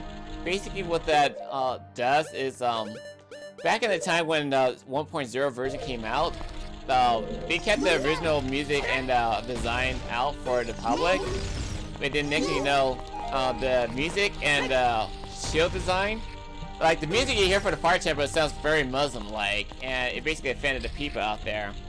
And all of a sudden, as for the shield as well, it basically relates to the Muslim religion as well, that they basically felt offended for the people to play in that game. And they had that out in public. It's kind of like the same way how Legend of Zelda, the first game. Oh wait, I forgot about that. It's kind of like the same way how the Legend of Zelda for the first game for the NES system came out in public. Like originally, it was supposed to come out as the Christian Shrine, and then all of a sudden, it's supposed to like based on Christianity and shit. But next thing you know, the people in the Christian religion were like saying, oh fuck, I fucked up. People in the Christian religion was like saying, so you're gonna put the Christian Shrine on that fucking game instead. We're gonna force you to take it out. And next thing you know, Nintendo was forced to take that religious Shrine out entirely. So they're saying, we're gonna force you to put it into something else. So they came up with a Triforce, and that's basically how they came up with the Triforce series. So they basically, a symbolism is basically based on Triforce symbol, because otherwise it would have been like the cross symbol entirely. I mean, it worked out fine in the end though, because like it actually tells a great story. It makes a good logic connection for how their world works of the foundation, and it works out perfectly well. I like that.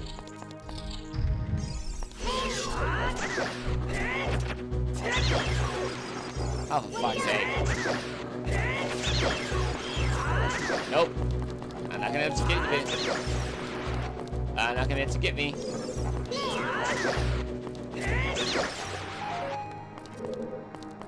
Alright, we're good. We're good. Alright, let me just get this out. And I'll throw the bomb over there. Because the platform's gonna show up right here. Oh, right, I forgot. I need to hit the stupid switch. I need a regular arrow for this one. Okay, now we get up there.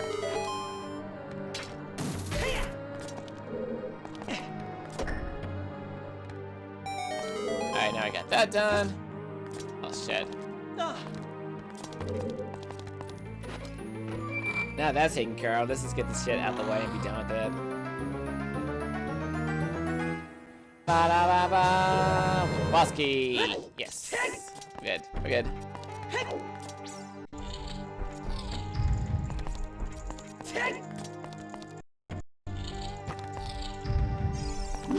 Alright, get this out the way, and also get you out the way, because I don't like you guys. Hold on, I need to get this out real fast. There's no point for me to go down there unless you're going to hit it in physical contact. It's that. There you go.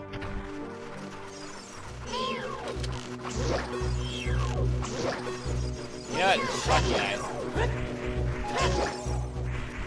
Instead of just wasting my arrows, instead I can just attack it with my sword. Come here. Alright. Let me just push you over here, because I gotta blow up the wall with this spot. Alright. And then, get this out. Take care of this problem. Alright.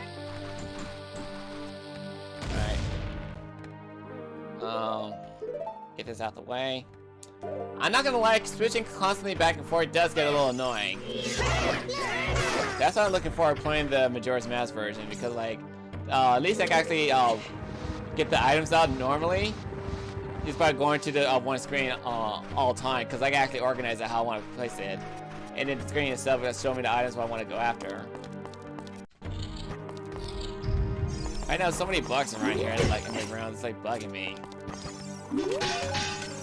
I don't know how that worked from the corner like that. Okay. And that takes care of that.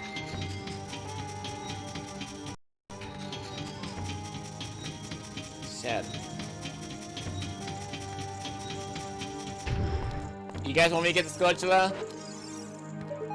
You guys want me to get the Skulltula? There you go. Collect this all? Nah. I'd like to kill it. And no, I'm not collecting the soul anymore. I'm done with collecting the souls in this game. Fuck it. Do it like this. It's a lot easier. I don't remember doing that on the N64 version, but okay. Because I don't remember seeing any lock on Cruiser for me to go after it.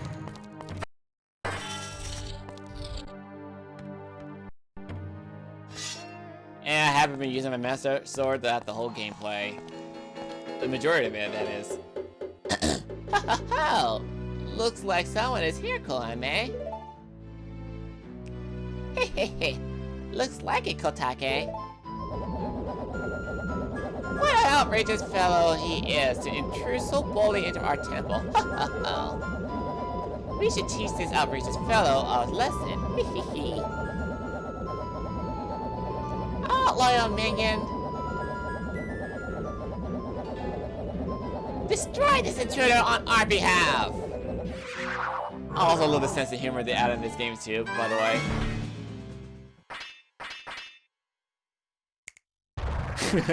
I love it.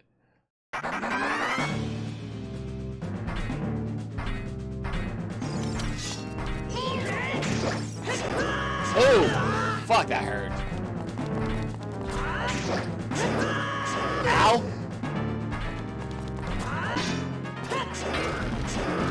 At least I made recover. Oh! Fuck, that hurts like a motherfucker. I know some of you guys are using use Nerula. Nah, it's not cool.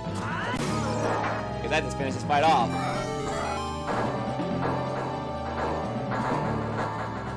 And it takes care of Iron Knuckles.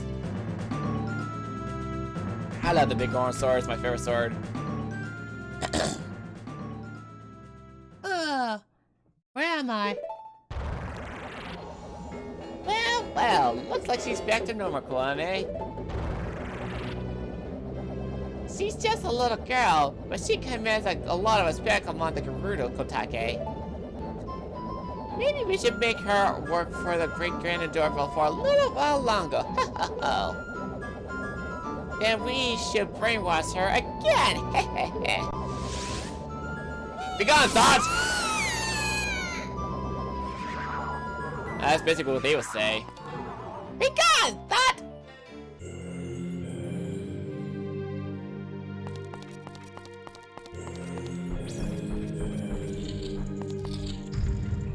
Okay, across here. And then later on, just fucking... We should... How many hearts are got on me? And I can survive. Let me just try to climb up and try to survive the attacks. You gotta watch out for their bitches. Stand in the middle of the battlefield and you're good. Look at that stupid kid. He came on his own to offer himself as a sacrifice to the great Ganondorf.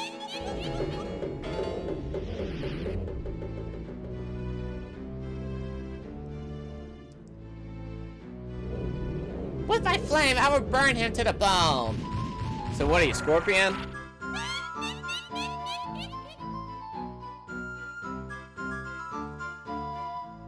With my frost, I'll freeze him to his soul.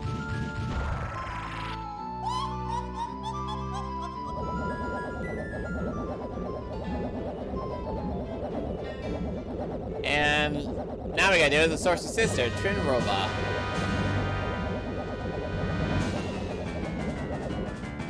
Okay. So who's gonna attack first? Hey, bada bada, hey, bada bada, hey, bada bada, hey, bada bada, bada bada, hey, bada, hey, bada. Oh shit. Who's gonna...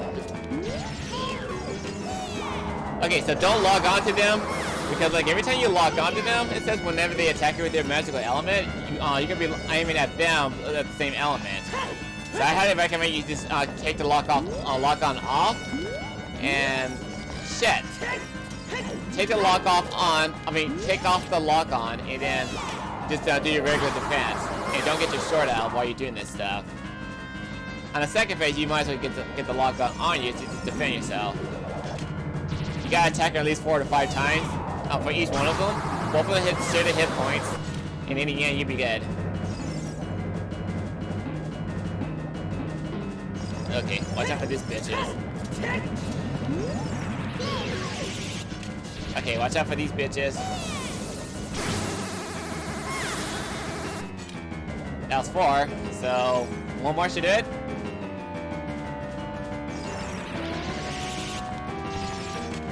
One more should do it. Okay, that's 5. On to the next phase. Okay, let's get serious, Kotake. Now, Kotake. Oh, okay, Kurame. Kotake and Kurame's double dynamic attack.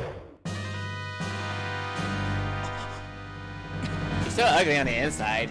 Don't fucking look all sexy on the outside.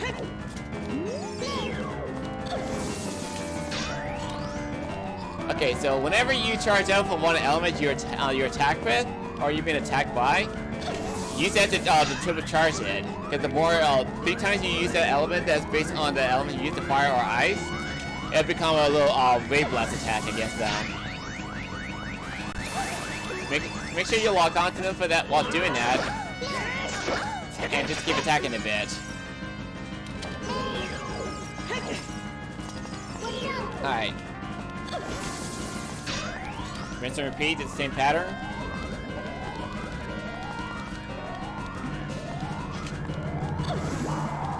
Okay, so basically what happened if you basically attack with a different element instead of the same element, it cancels each other out.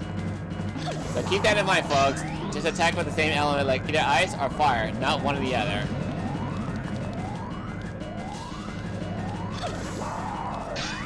One more should do it.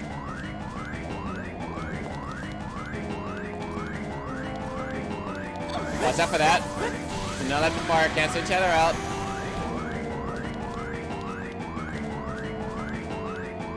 One more. And Ice Blast. And that's it. Done. I'm good. I'm that fucking awesome. The big boy sword. The big boy sword knows how to get the job done like it's no problem.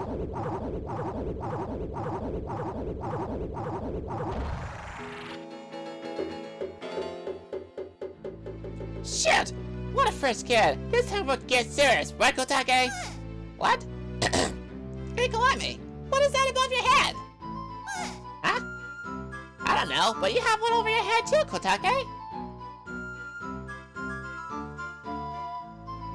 But I'm only 400 years old! And I'm just 380 years old! We're trans! We're not going by your age! You must have gone senile! Why are you going senile? Is that how you treat your older sister? We're trans! How can you be older? Get out of here! How hard is that you are? How can you be so ungrateful? You're heartless! You're ungrateful! Welcome to the hit you! And I sound like Toad all of a sudden. Ba ba ba ba ba ba. I had to do it. Why not? You got the heart container. Maximum life is up to 20 heart containers. Holy shit. Let's check out the fatality of them. Delicious. Beautiful. Total of 20 heart containers. Just like I promised. I probably got all the items. I don't give a shit about collecting all the golden sculpture souls, because fuck that. That's been bragging right, and let's just be done with that. Let's get the hell out of here, shall we?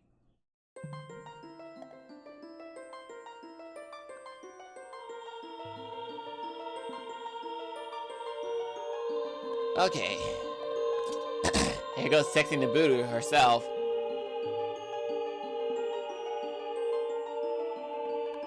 Hey, kid, let me thank you. Look what a little kid has become in the past 7 years. A competent swordsman. By the way, I really messed up. Yes, he did. I was brainwashed by those old riches and used by Ganondorf to do his evil will. But isn't it funny though? That a person like me can turn out to be a sage of spirit? And now I'm going to fight them as one of the 6 sages. I'm gonna pay them back what they did to me. Kid? No. Arthur, the hero time. Instead of keeping the promise I made back then, I'll give you this medal. This medallion. Please take it. The medallion don't do fucking shit! Ah! How many times I have to say it?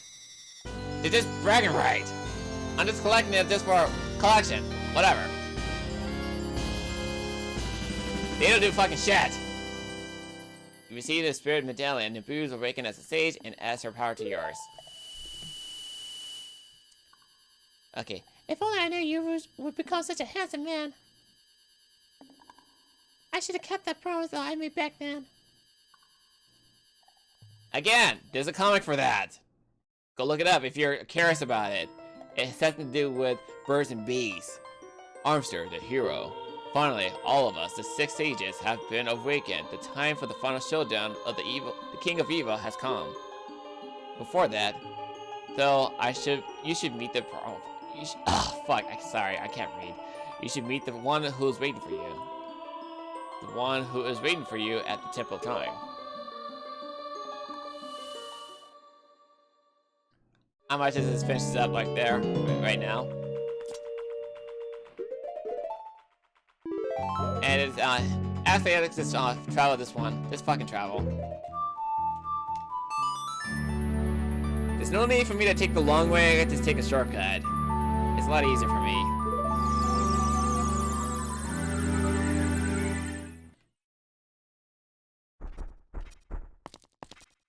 I have been waiting for you, Armster.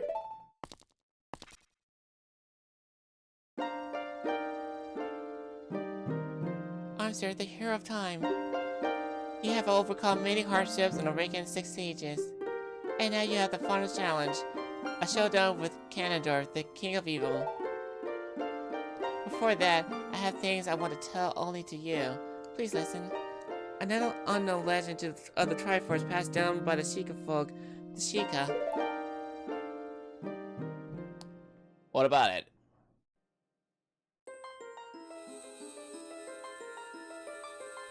If you would seek the Sacred Triangle, listen well. The resting place of the Sacred Triangle, the Sacred Realm, is a mirror that reflects what's in the heart. The heart of one of the who answered it. If an evil heart, the realm become full of evil. If pure, the realm become a paradise. The Triforce, the Sacred Triangle, it is the balance of race of 3 forces: power, wisdom, and courage. If the heart of the one who holds the Sacred Triangle of all 3 forces in balance, the one who gained the true forces will become true. With the one with the one who is not balanced, the Triforce will separate into 3 parts: power, wisdom, and courage. Only one part of the remainder of the one who trusts the Triforce, the part which represents the force, is one most believes in. If that one seeks the true force, that one must acquire the 2 lost parts. Those 2 parts have been held within the chosen by destiny, who bear Triforce with mark the back of the hand. And unfortunately, I had to take care of that responsibility. 7 years ago, Ganondorf, the King of Thieves, used the door you opened in the Temple of Time and entered the Sacred Realm. But when he laid his hand on the Triforce, the legend came true. The Triforce separated into 3 parts.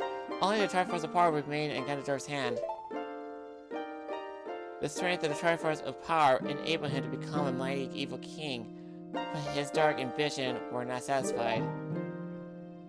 To gain complete mastery of the world, Ganondorf started looking for those chosen by destiny to hold the other 2 Triforce parts. The one who holds the Triforce of courage is you, Armster.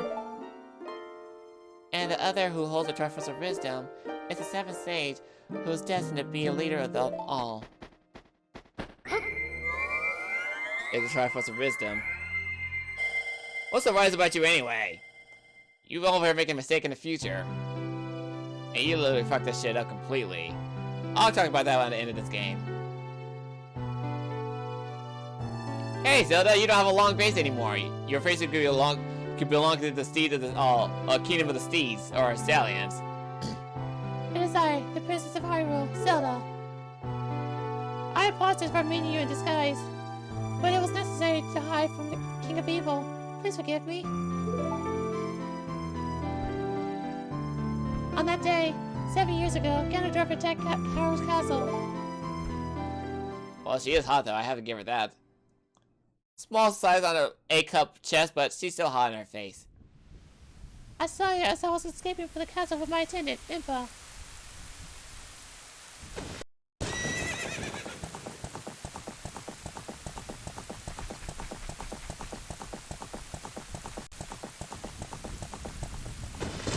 I thought I should entrust Ocarina to you. I thought it would be our best bet.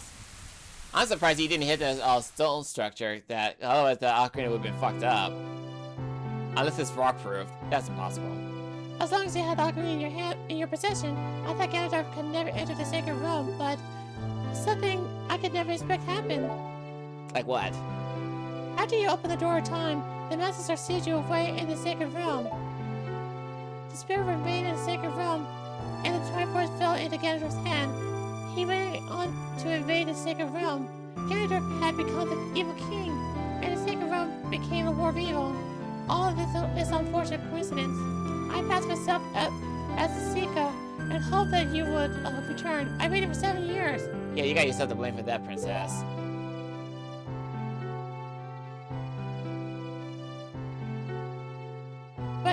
And now you are back. The Dark Age ruled by Ganondorf, the Ganondorf, the evil king will end. I can't fucking read, I'm sorry. The 6 sages will open the sealed door and lure Ganondorf back into the sacred realm. I will then unseal the door to the sacred realm from this world. Thus, Ganondorf, the evil king, will vanish from my rule. Armstar, in order to do this, I need your courage again. Please protect me while I do my part. And here is a weapon that can penetrate the evil king's defenses. The power given to the chosen ones. The sacred light arrow. Well, you fucked up a lot, and you're gonna fuck up in the further future, Zelda. Again, I'll explain that at the end of the game. I will explain that.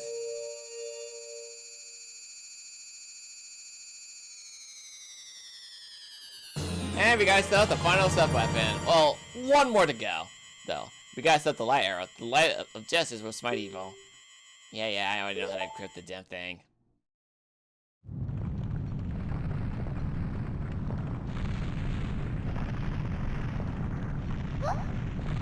That's troubling. It can't be.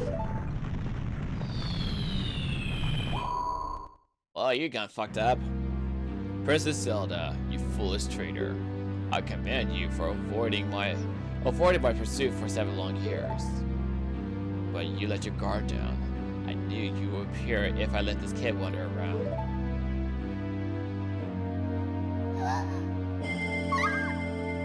My only mistake was to slightly underestimate the power of this kid.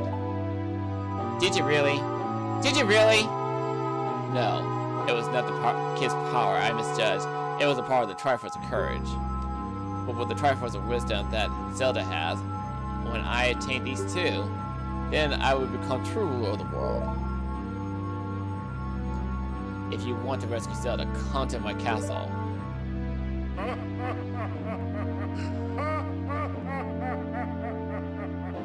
Well, that sucks. Here's a better question, Ganondorf. Why didn't you steal the Zelda after I got the stupid... Why didn't you steal the... Okay, hold on, let me rephrase that statement. Why didn't Ganondorf steal up Zelda and get her immediately before I got the light arrow? Because he should know better that the light arrow is basically capable of smiting evil. Yeah, like, if he's been watching me the whole time when I was walking around places, next thing you know, if he saw me getting the light arrow immediately, then he could easily just stop her in the process before getting the light arrow, and all of a sudden I can't get it anymore. That would be legit logical. That all makes sense. But instead, he just let me get the light arrow, and I was like, oh, I'd prefer to have a good challenge. I want to get a sportsmanship. I want to attack him with everything I got with the light arrows by my side. Because he can't do shit. He's nothing but a kid. That's fucking stupid. That's legit fucking stupid. I'm only criticizing it because I'm a game critic. I'm basically criticizing what I see. I mean, I'm just talking a logical fact.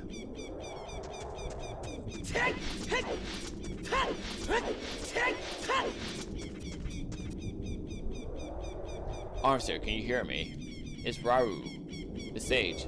We six will gather our powers to create a bridge to the castle where Ganondorf dwells. The castle keeps, which is known as the Ganon's Tower, is protected by 6 evil barriers. Bring down the 6 barriers and save Princess Zelda. I'm already doing all the fucking hard work, assholes.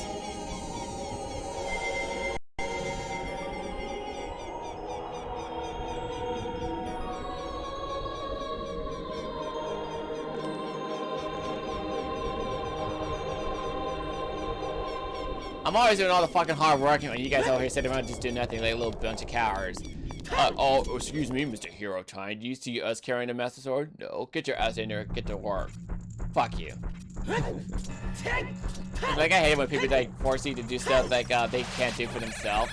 Then again, they can't do shit on their own, so I always gotta do all the work for them. Don't you dare freeze on me, game. I'm gonna be so pissed off. Also, the more I think about it, let me just get this on me. Alright. I'm definitely gonna need the light arrow by my side. Cause like, the light arrows is definitely gonna help me for this next part I wanna do. Cause what I'm gonna do first, I felt last time actually. Let me explain. Like, what I'm gonna do first is, I'm gonna get the golden gauntlet. I'm gonna need that in order for me to proceed further to around certain areas, because even though I have the silver gauntlets on me, that black stone right there is heavier than the other silver stone. It's basically like lifting up fucking gold. So if you get the light arrow on yourself, oh shit. If you get the light arrow on yourself, you can get 50 rubies out of them, like this one as well. If you attack him with this, boom, here comes 50 rubies. That's how you get extra money if you do that. So take advantage where you can get your hands on. And yeah, like, the last time wait, did I forget that? Oh, fuck me, I forgot about the fucking magic. God damn it, I just realized that. Shit. I worry about that after I get the golden gauntlet and the Great Fairy magic. So, I'm gonna have to do a little backtracking for a bit. I'm gonna do a little backtracking. I completely forgot about that. I was wondering why my magic is so low. I completely forgot about that. Oh, man. It was like, all I was saying, am I forgetting something? Like, nah, I ain't forgetting anything. I forgot about the stupid magic down at the fire temple. I forgot about that. Damn it! I completely forgot about that. That's what happens when you do stuff off screen and also you think you remember everything. You're bound to forget something. Man, I hate when it happens when I play this game off screen. I forgot all about that. I was wondering why my magic was so low. I completely forgot about the stupid magic meter for the Great Fairy. Don't worry, I'll go make my backtrack for that part. I promise. Man, I'm fucking dumb. Cause like, I was trying to rush ahead, trying to get this part done since the one day. And all of a sudden, I completely forgot all about that. I assumed I got the stupid thing. But all of a sudden, I forgot about the stupid magic. Oh, I forgot about that. Damn it. I'll actually get this out. And then just get this out. Alright. I better make it quick though when it comes to using my magic, because I'm almost out of magic.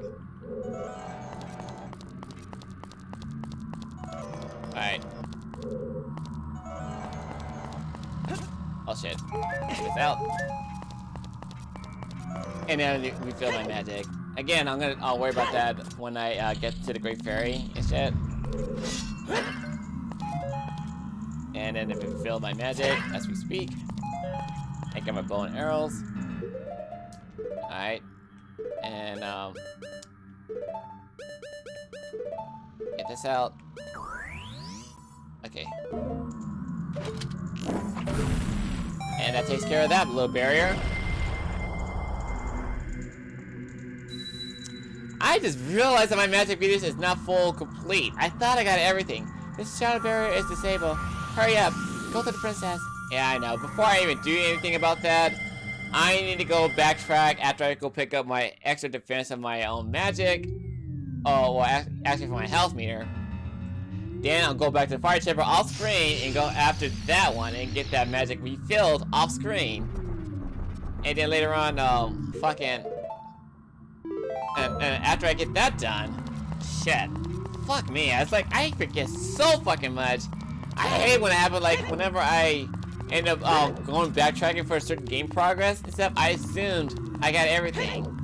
And then I realized that my magic meter is like basically half. I was like, why is my magic meter like, oh, my magic is half full. I just forgot to go to that fairy. I forgot about that. I'm fucking dumb. I'm sorry, everybody, those who pointed out the obvious. I apologize. This goes to prove to you that my game fucked up when I was playing this game off screen. And all of a sudden, like, when I checked out my recording footage was not working properly, I was like not happy with the result. That I had to like start over from the beginning. No. I know some of you guys are mad at me for doing that, but I was like, I don't give a fuck. I completely forgot about the fucking magic meter. Alright, as soon as I get the magic increase and shit, or increase my defense, I'm gonna go off screen, get the magic meter to double the size, and I'll be right back inside the castle. Like, you guys already see me get the magic meter last time I was playing this game. And I don't need to do that the second time, so it's pretty cool. It's like really fucking annoying that you may think you got everything, and all of a sudden you don't have the items you need. I fucking hate that. That's so annoying. Alright, technically it's supposed to be the final magic I get for the Great Fairy, but I forgot all about that. And it goes to show you how smart I am.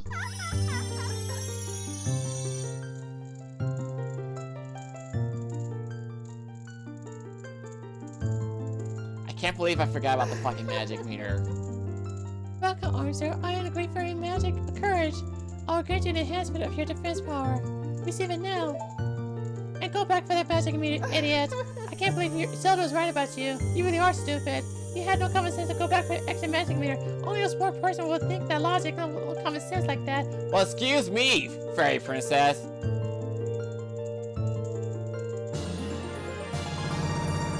I would have said princess without saying fairy princess, but yeah, the joke's been overdone. When your body has made you worry, please come back and see me. Well, going back to the Great Fairy down at Fire Temple, so I'll be right back. Okay, and we're back. Thank God. And to prove it, I got my magic meter to twice as long, and we're ready to fight. I got my health, defense up like I saw earlier, and we're ready to go. I can't believe I forgot about that. My apologies. I know some of you guys in the comments are mentioning that, saying, "Oh, you forgot something, Armster. I just noticed it." I'm like, "Oh, I noticed it myself." I can't believe I forgot about that part. Go away. I ain't gonna worry about that little item down there. Because the reason why is because of this. It's gonna be nothing but a 5 piece. So, okay, what I'm gonna need to do next is get this out and get a fire arrow out. No, fucking. Get the fire arrow out. Alright. Get one over here. One over here. One over here. And last one is up there. You can use dim fire for this part, but I'd rather not do that. I don't care. Oh, like say, what the fuck's going on here? Like, oh, right, magic. I forgot about that. I'm an idiot for not realizing that. I'm sorry. The people probably like shout out to me earlier when I was playing this game, and all of a sudden they think, "Oh, you forgot something." And I honestly forgot about the fucking. I forgot about the stupid magic meter instead of extended to it twice as long. I completely forgot about that. At least we got that out the way. Alright, need to get this out. What's over here? Okay, I'm just gonna keep this out. I'm never gonna need a hover boost for this part. Fuck. Just come across these little areas right here. Be done with it.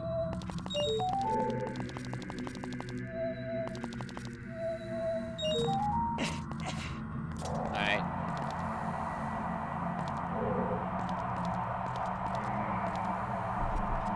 Alright, last but not least is get this one.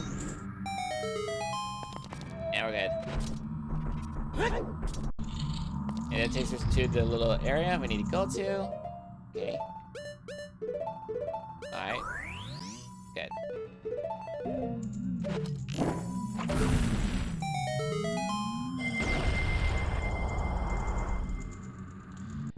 It's Aria. Hey kid, what's up? The forest barrier is dispelled. Hurry up, Armster.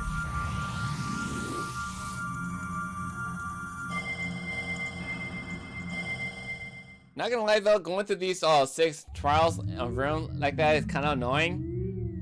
But if it's part of the plot, just go on with it. Just have fun with it. Okay, I'm gonna go to the other side after I get through this room. And just get this out of the way, because I really don't like this area.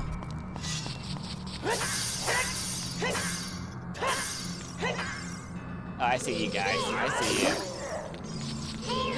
You can't defend yourself with a jump slash attack. Fuck you.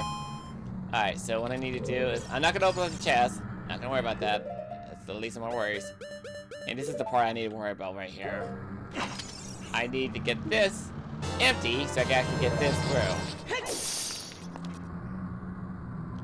Because I honestly forgot about that until I realized I need some magic on me. I was like, oh, right, I need to get that on me. Because I wasted so much magic like a complete jackass.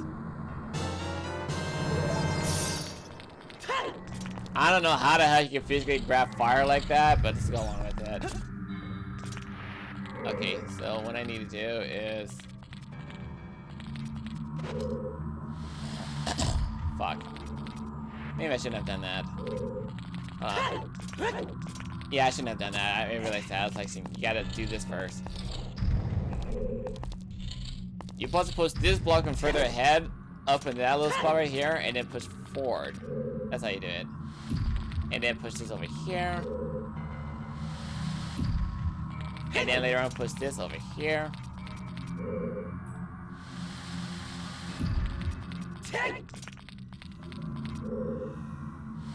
And last but not least is push one over here.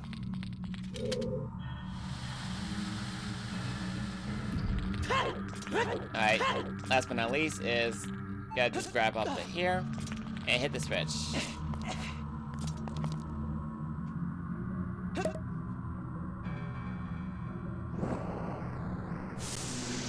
Let me get this out. And none of that shit.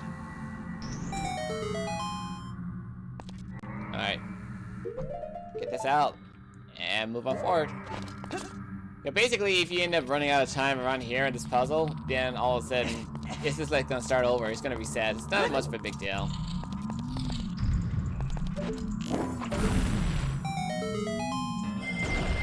I wasn't even getting close to that little spot. I was doing in a far right distance. The water barrier is dispelled. Hurry up, my love. Technically, I'm her fiance, so why not? Just get the shit done over with.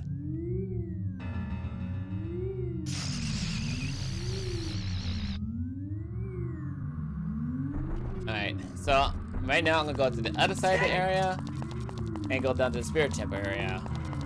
I don't know, logic make any sense, but let's go along with it.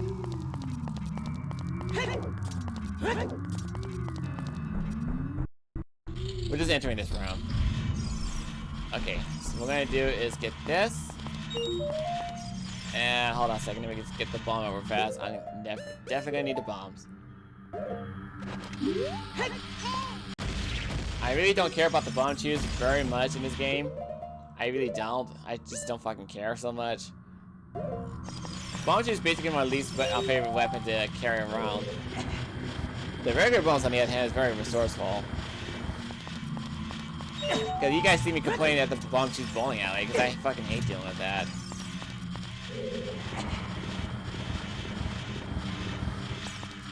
I don't think I've ever seen any more bomb chews besides Majora's Mask that came back in the game later on, like Twilight Princess, Wind Waker, Breath of the Wild.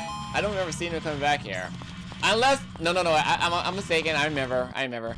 There's one for the Phantom Hourglass, just that, and that's it. But I think there's also one for Spirit Trek as well. But I really don't like that mechanic for the bomb chews. Period.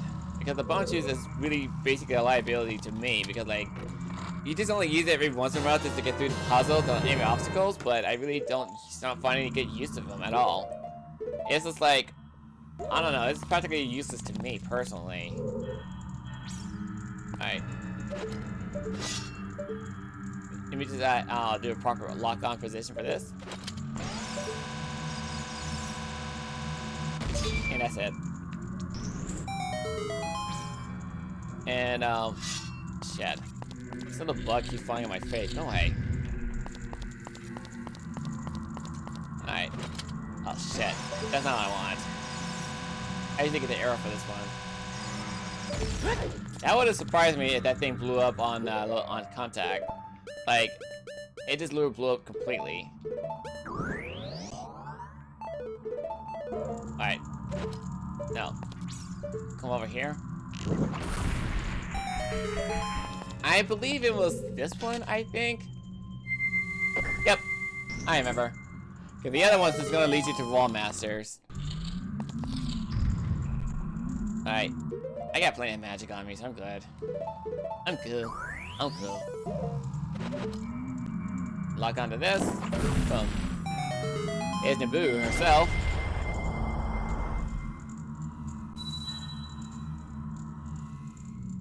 The spirit barrier is dispelled. Hurry up, kid.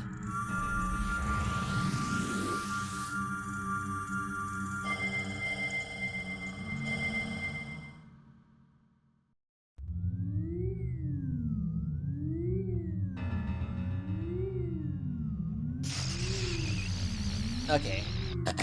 Okay, we're good. And before I go into this room, I always like to go to this room last. I like to go down to the fire temple section. So that way when I get that done, then I can just bypass this area. Oh yeah, by the way, I'm gonna need this on me too, by the way. Because if you land on a platform as you are now without the hover boost, you're just gonna keep sinking. However, if you wear this, you become so light you won't be able to sink, besides these platforms. Shit. But this platform will sink if you don't wear the hover boots, so just take advantage of what you get. It's like you're walking around with your slippery slippers.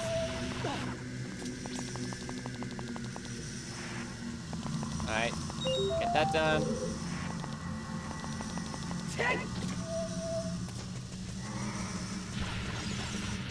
Alright.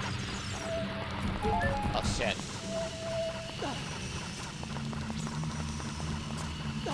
Get this exposed. Lift this shit up, bitch. And away you go. Pretty well. That's gotta be cool to lift something that heavy and then you can do it with relative ease like that. That'd be so cool. Too bad he's gonna be losing all of that in the future.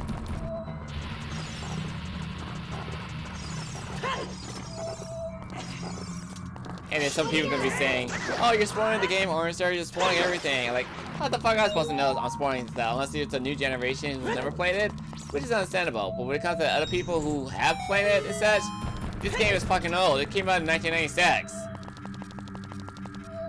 Like, this old ass man right here is over here playing it. Oh shit, I forgot! Wrong one! Oh, lordy! I got the wrong one on me! Oh, god damn it, I forgot. I used to press that button just for me to get the hook shot. I got that mixed up, my bad. Okay, now I can take it off. Okay. There we are. Now we got it organized.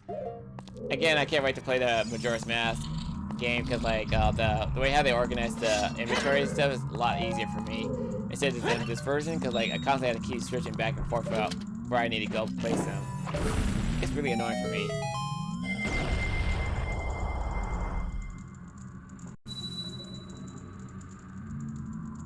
The fire barrier is dispelled. Hurry up, brother.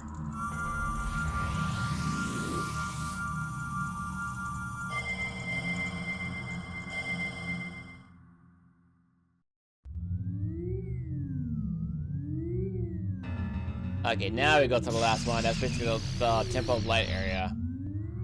I've never seen the animations by artist Gamer Girl. Shouts out to her, by the way. She made a little parody about like the Waru. Didn't even have his own temple for you to travel around places and such. Like he was saying, "Oh, all these other fire stations can have a temple, but I don't. I just have a little boring little temple." It's actually pretty funny though. Give it a watch. I highly recommend it. The YouTuber's name Artist Gamer Girl, and it's actually really fun to watch animation.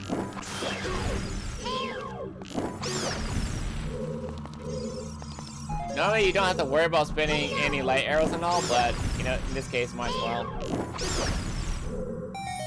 And every time you attack Evo with your light arrow, says you get 50 rupees every single time, so don't worry about a damn thing.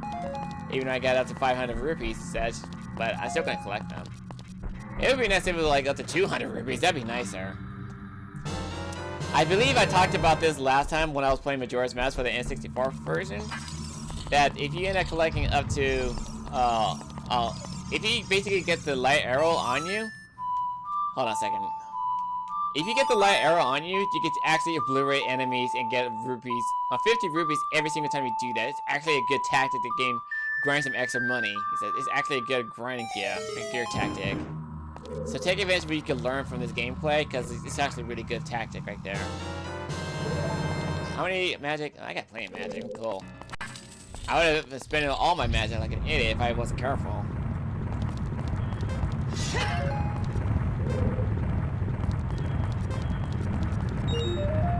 Alright, get this done. Oh shit. One more.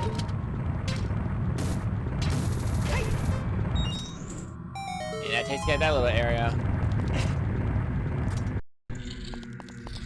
Watch out for this area, because it's basically a wall master right here. You gotta watch out for that. Just go right through this area and you're good.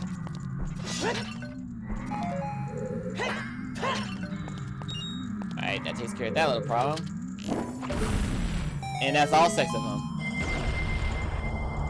I'm actually getting hungry. The light barrier is dispelled. Hurry.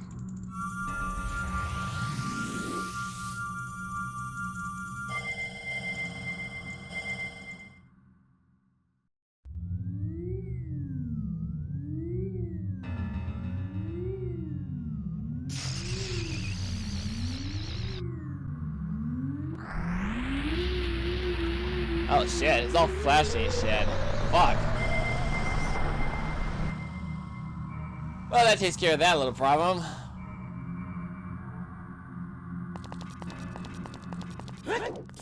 Now I got that dispelled, I can just head on to the center of the trouble.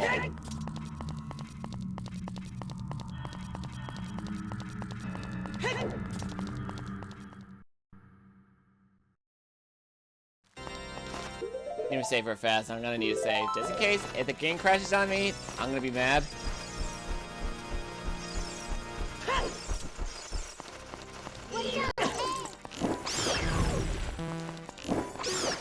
And every time you do attack the monster stuff, again, you get rupees. 50 rupees each. Rupees for everybody. Again, take advantage of the strategy I'm giving you guys, because if you guys learn something new, I'm actually doing you a favor. So you don't have to worry about going after all the golden skulls and stuff. That's just bragging right. I'm just gonna go after one that have common sense. Motherfucker! Oh, you wanna be shot? Huh? Oh, you lucky you dodged that one. Bitch! Bitch! Fuck you. Actually, I'm gonna be doing that in Wind Waker, by the way. Like, as soon as I get the light arrow, I'm gonna use that as my advantage. I will do that. I've done it before. Yeah, I just shot the hell out of the enemies every time they come near me. I was like, Uncle bitch, just shoot you with a light arrow. Like, fuck you.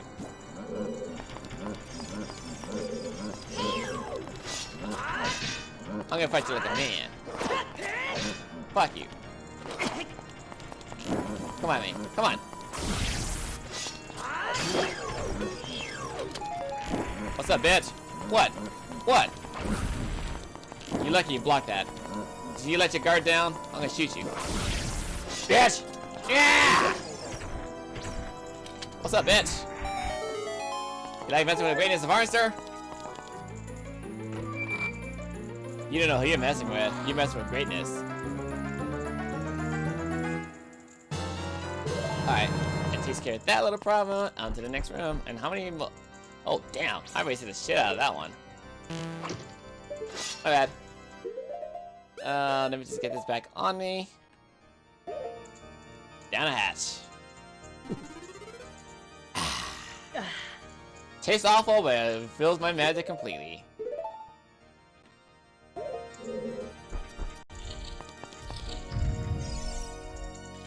By the way, if you basically receive lots of damage before you got any chance to recover yourself entirely, don't worry too much, because when you confront Ganon, the Triforce of Curves will recover you to full health. Ow! I was gonna log on to you. Apparently it doesn't work on you because it's on deflecting it. Fuck you. Ow. Fuck you.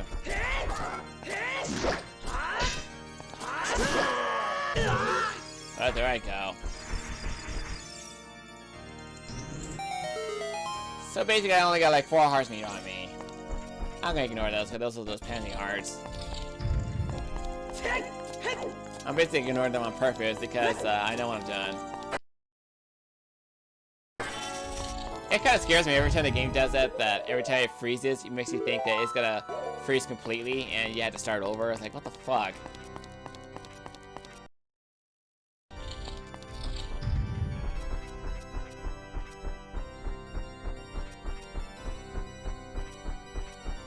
Alright, on to the next area we go.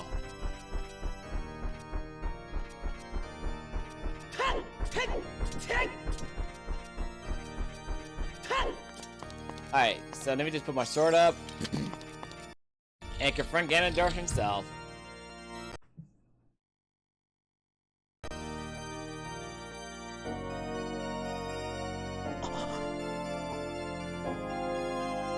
I had to admit though, this room is actually really nice. It looks devastating to look at.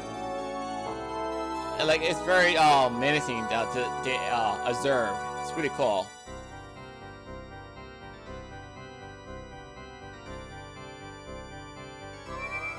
I thought the organ would be a lot longer than that.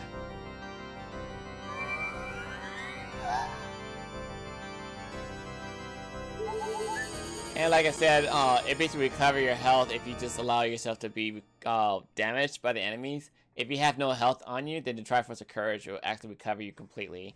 The Triforce parts are resonating. They are combining into one again.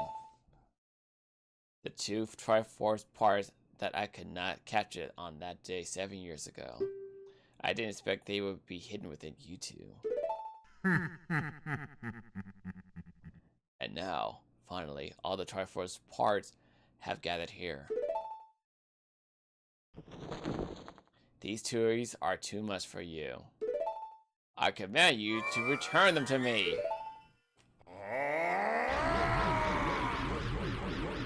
Armster, I can't help you! Because of the Raven Darkness, I can't get close! I'm sorry, Armster!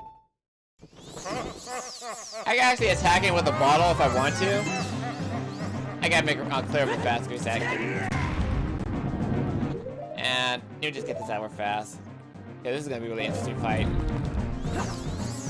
You wanna see how stupid you are, Ganon?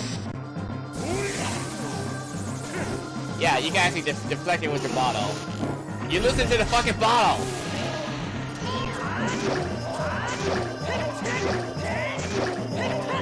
Oh, I almost had him. The Great King of Evil, my ass. You listen to a fucking bottle. I stand corrected. Ow! Find that funny, bitch?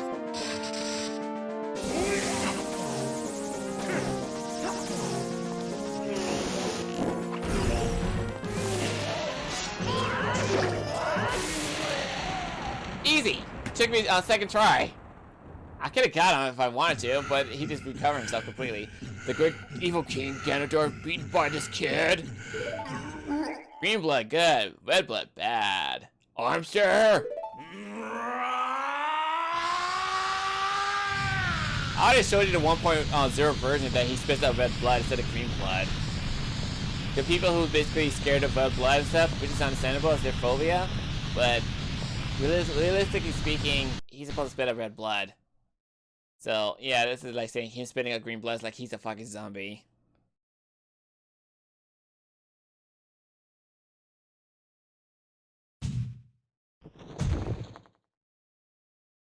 Well, that takes care of that little problem. It's time for me to get gone.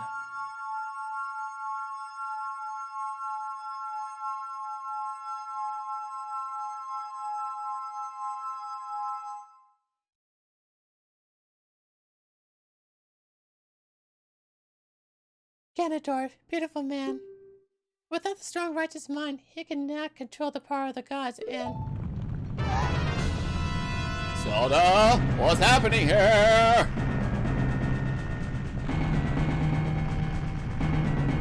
Armster, listen to me. This tower will collapse soon. With this last breath, Ganondorf is trying to crush us in the ruins of the tower. We need to hurry and escape. Please follow me. Can I look at the distance real fast? Oh shit, hold on. I wanna look at the distance. I know some of you guys are saying, what are you doing? Huh, not bad. I even wanna see what the distance looks like, because I've never seen that before.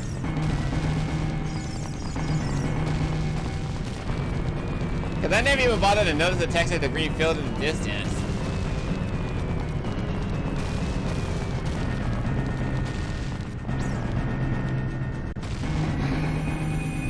That takes care of that little problem.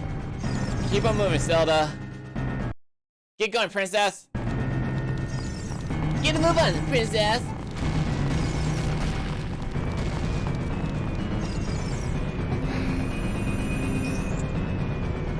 Remember, we had to go to the opposite direction instead of the other way around. Like, you can't even use the front door. We had to use the back door now. How the hell you jump over that by walking across it? I'm a princess, don't question me. I'm crushing you now, because how the fuck you do that? I said don't fucking question me, bitch.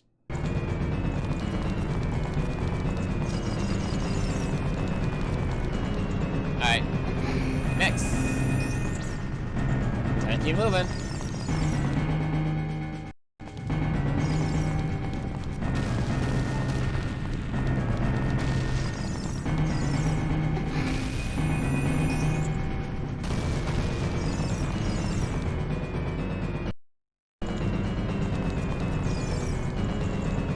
And now I gotta deal with these motherfuckers.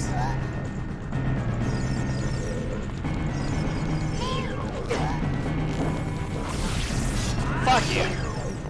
Normally I use a deckiness for this part, but in this case I might as well get this out the way. Come on. Wanna come at me, bitch? Wanna come at me? Come on. Come on! There you go. Thank you, Armster, now hurry up!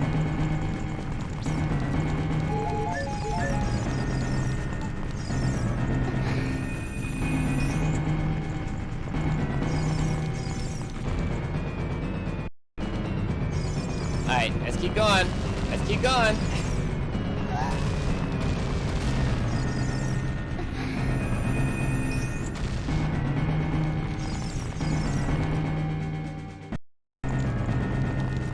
Nope, go the other way. Maybe that's why we can't go take the normal route, because it's all blocked off.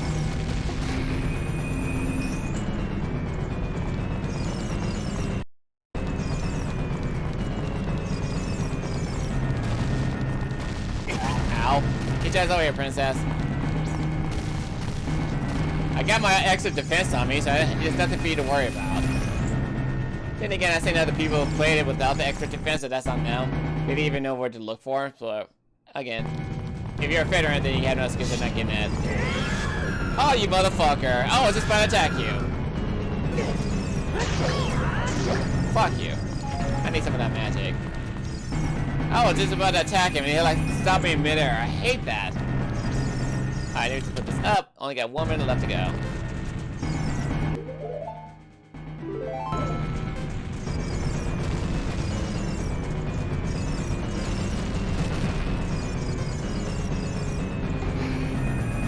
And it's time for me to make my exit.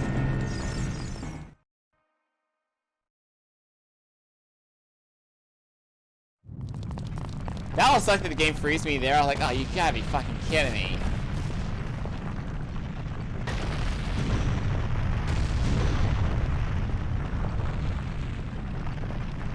Oh, whew. And again, I would love to see the reimagined version of this game if they put the Breath of the Wild engine in it. You can see how massive the castle would be. Like, I talked about this so many times, especially on the N64 version of this game. I talked about this, and I want to say that if they basically increase the size of the massive of the Breath of the Wild engine instead, you already see how massive that game is, built on the engine for the Breath of the Wild, and you see how massive the field is on Hyrule Field. So just imagine how massive this castle could be. Like you see Hyrule Castle on the Breath of the Wild. I keep saying this so many fucking times because I believe Nintendo can actually do that. Because if Nintendo actually make a good legit Legend of Zelda Ocarina of Time and Majora's Mask based on the Breath of the Wild engine, you can guarantee that's gonna be an awesome game. And if they do that, I'll definitely play the game and collect everything all over again. I'm gonna hate it, but I might as well get it over with. It's over. It's finally over. Armster, I'm sorry. I couldn't help you in the battle before.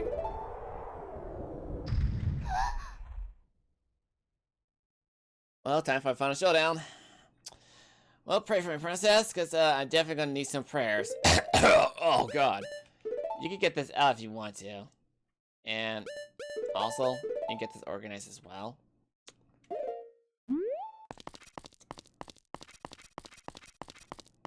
And I'm gonna have to make 3 complete legit timelines. I'm sorry. I know some of you guys know what I'm going at, but if those who don't know, I'm gonna have to get Link killed.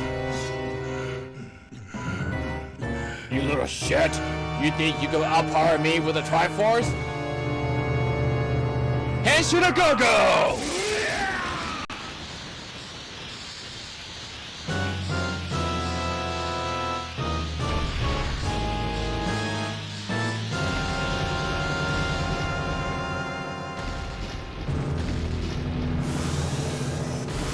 Oh, we're fucked.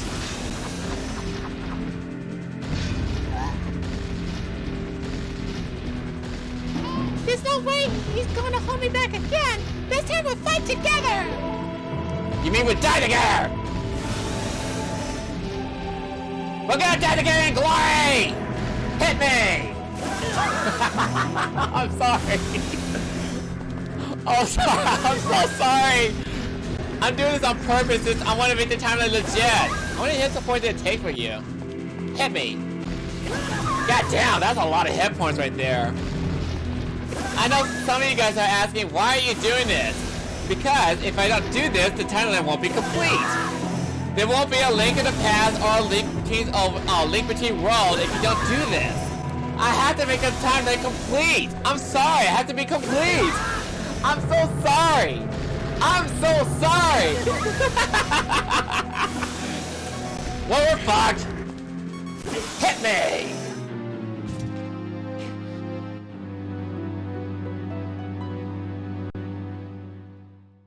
Yep.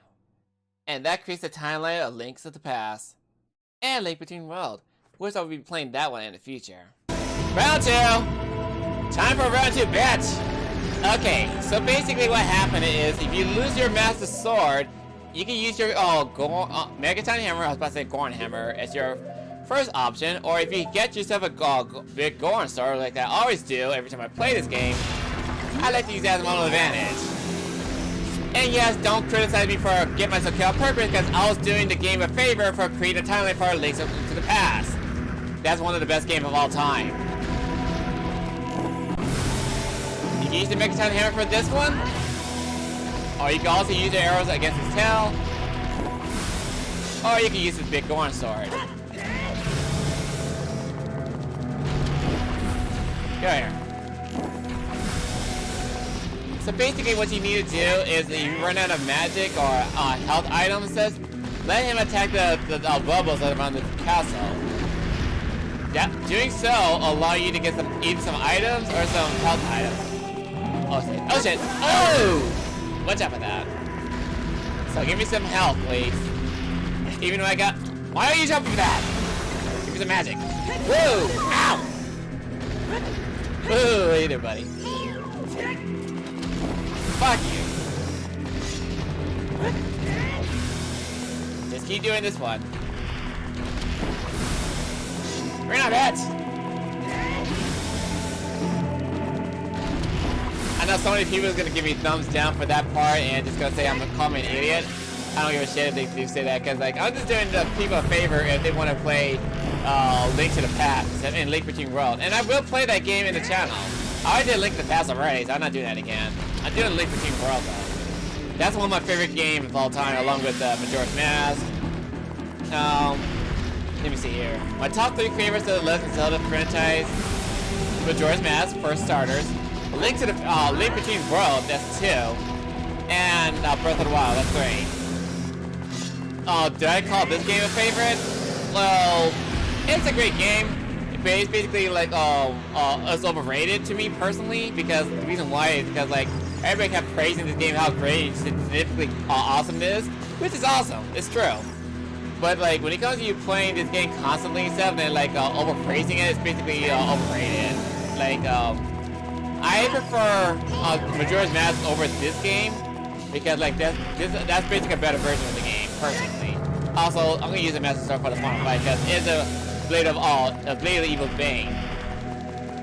So I might use it again now.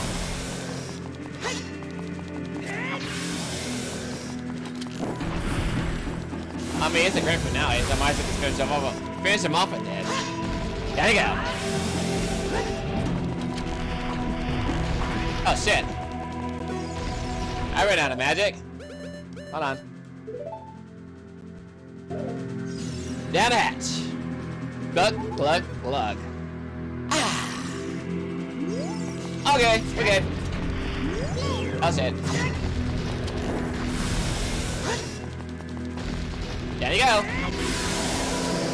Oh, I need one more shot for that. Here, little piggy me. I'm using my power to hold the evil king. Use your sword and deliver the final blow.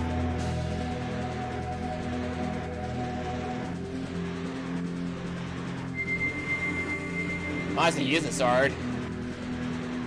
I might as well get the sword a little glorious spotlight. Fuck you, pig! That would make sense that he has green blood on him since he transformed, but if he's human, he's having red blood. 6 ages, now!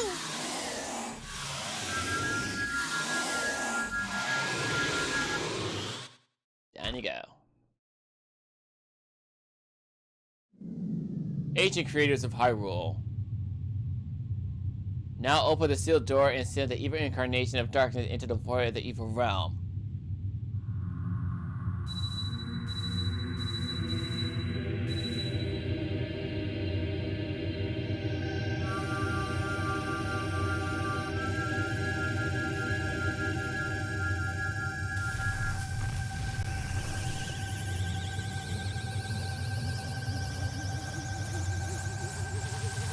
And away he goes.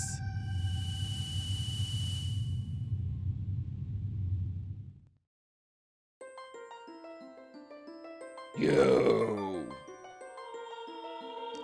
Damn you, Zelda! Damn you, sages! Damn you, Armster! Don't criticize me, it says that in the manga. Someday, when this seal is broken, that is when I will exterminate your descendants. Yikes.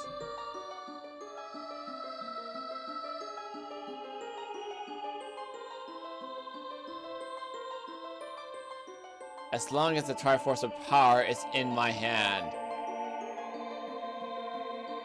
He's not kidding there. That's how Windbreaker took place in that timeline.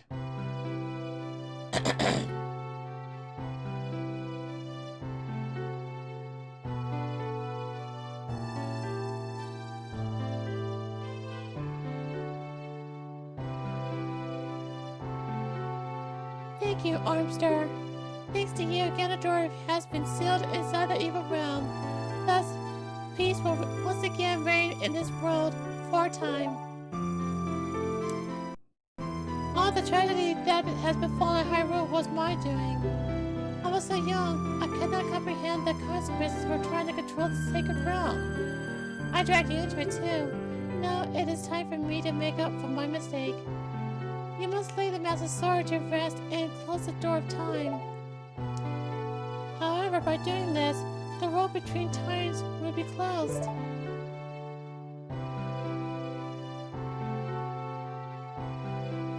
Armster, give the ocarina to me. As a sage, I can return to your original time with it. No, Link, don't do that. Link, I wouldn't do that. Link, you dumb motherfucker. You're jeopardizing the future. I'll explain about that later. Priest has returned to Hyrule. Not for long. And it's time for us to say goodbye. Oh, it's gonna be a goodbye for you. It's gonna be goodbye for you. I'm not kidding. I will explain it. Now go home, Armster. Regain your lost time. Home where you're supposed to be. The way you're supposed to be. And there goes Zelda's little mistake. Again. She had fucked up in the future, and she fucked up in the further future furthermore, which creates the Link of Wind Waker series. Because for her doing that, she's just threw away the person who's basically capable of wielding the blade alone. And all of a sudden, if you end up doing something like that... Thank you, Armster. Goodbye. What? Again, goodbye for you. Because basically what happened is, if Zelda hadn't taken Link back to his own timeline, next thing you know, all of a sudden, Ganondorf, who basically got himself out of the whole fucking imprisonment for the Sacred Realm, next thing you know, oh shit, next thing you know, that the Hyrule itself was completely destroyed. Then all of a sudden, it's like, people on the Wind Waker series prayed for the hero time to return, but he never showed up, thanks to Princess meddling. She fucked it up again. So she done fucked up.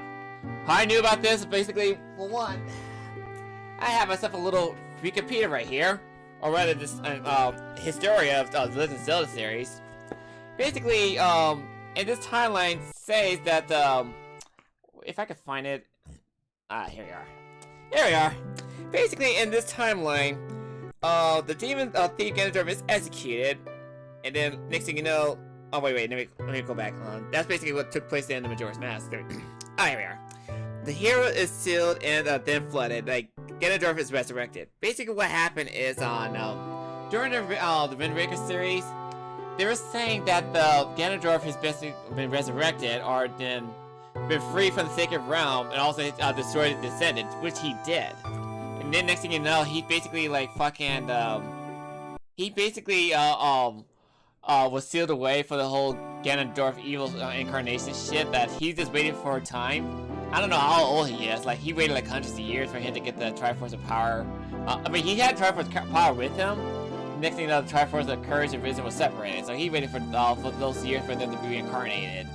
And then before you even know it, it's like, Zelda, she thought she was doing the right thing, but she just basically fucked up everything. And also, like, I'm gonna give a shout out to the person, I believe he's called Commonwealth of Realm. He basically stated himself saying that what happened is that what would happen if Link didn't go back in time? And then next thing you know, during that time, if Link say, no bitch, I ain't gonna be going back in my timeline, I wanna fuck you, like, and crazy and bad and become knighted as a hero and shit. Then next thing you know, he was saying that Zelda would be begrudging him for saying, I don't want to go back in time. It's like, I want to be with you. I want to be in this timeline. Because if he hadn't given her the Ocarina, then he would have kept it and stayed in the timelines there where he become recognized to be acknowledged and had no regret for going back in his time. And if he was to go back to his time, which takes place in Majora's Mask, next thing you know, that's where Twilight Princess took place. And then later on, you'll be seeing a skeleton monster warrior that you'll be fighting against him. He's basically the ancestor to the descendant of the next hero of Twilight. The next wielder of the Master Sword. That's basically his descendant. Because, like, during that time, when Link took place on the Majora's Mask event, when he went back to go look for his little fairy friend, he's been gone for years. And also, there was a war took place, raging on to the war of the castle, of Hyrule Castle, against the Gerudo race. And, next thing you know, the whole Lon Lon Ranch and the Hyrule Castle, it says, in the town, was completely obliterated. The one you see in the future in of Adult Link in that game, it basically took place already. It already took place. Look at them celebrating. Oh, you might as well celebrate now before everything gets all fucked up in the future. Yeah, I'm not kidding. Their future is fucked. Well, I don't know about the Zoras, because like they're basically like fish people, and then next thing you know, they're gonna evolve into bird people. They're known as the Rutos. And then in the end of it, oh goddamn, that guy's on a bunny hill spinning around like crazy. The next thing you know, when it comes to the Rutos, that's basically what I was thinking about. Princess Ruto or Rito? It's either Ruto or Rito. I forgot. It's been a while since I played that game. The bird people evolved from the Zora race into the Rito people. That's all I'm gonna say. Then all of a sudden they get to fly around the sky because like the Great Valu, the sky dragon, enriched him with his scales that allowed him to fly. They gave power to flight. So anyway, back to the story. Like if Link wants to go back into his time now, then this future is fucked. Because Ganondorf gets resurrected and starts destroying Hyrule completely. But when Link went back to his time, Hyrule's gonna get destroyed completely because due to his army. But then next thing you know, Ganondorf gets himself captured by the Hyrule Knights and shit, and then he gets himself executed by the 6 sages. Then all of a sudden, later on in the future, that Ganondorf himself was blessed upon the Triforce of Power, that he got the Triforce of Power in his right hand or left hand. I forgot. I think it was right hand. Then next thing you know, he ended up getting some banished into the Twilight Realm, and that took place like hundreds of years. And that's when later on the Twilight Princess era took place afterwards. Yeah, you guys enjoy your victory for now, but next thing you know, you're pretty much fucked.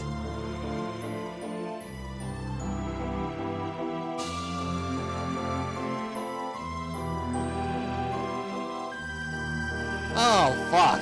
It's like, again, Zelda fucked up. She thought she was doing the right thing, again, but she fucked up. Again. So that's basically what happens in the Wind Waker series, because, like, she thinks she was doing the right thing by sending him back and she could keep peace alive. But, Ganondorf was really serious at that thing. When he breaks out of the evil realm, or the sacred realm like that, next thing you know, he fucking kills everyone with his power. And he legit did that. So we'll talk more about that on the Wind Waker series in the future. And as for you, Navi, time to say goodbye to you forever, because you fulfill your purpose. And again, if you've watched my video for the Missing Link series, then next thing you know, Navi disappeared into dust. She may fly away, it says, and she's gone completely. She's there floating up there. I can still see her. But the thing is that Navi, after the hero fulfills his purpose, she dies.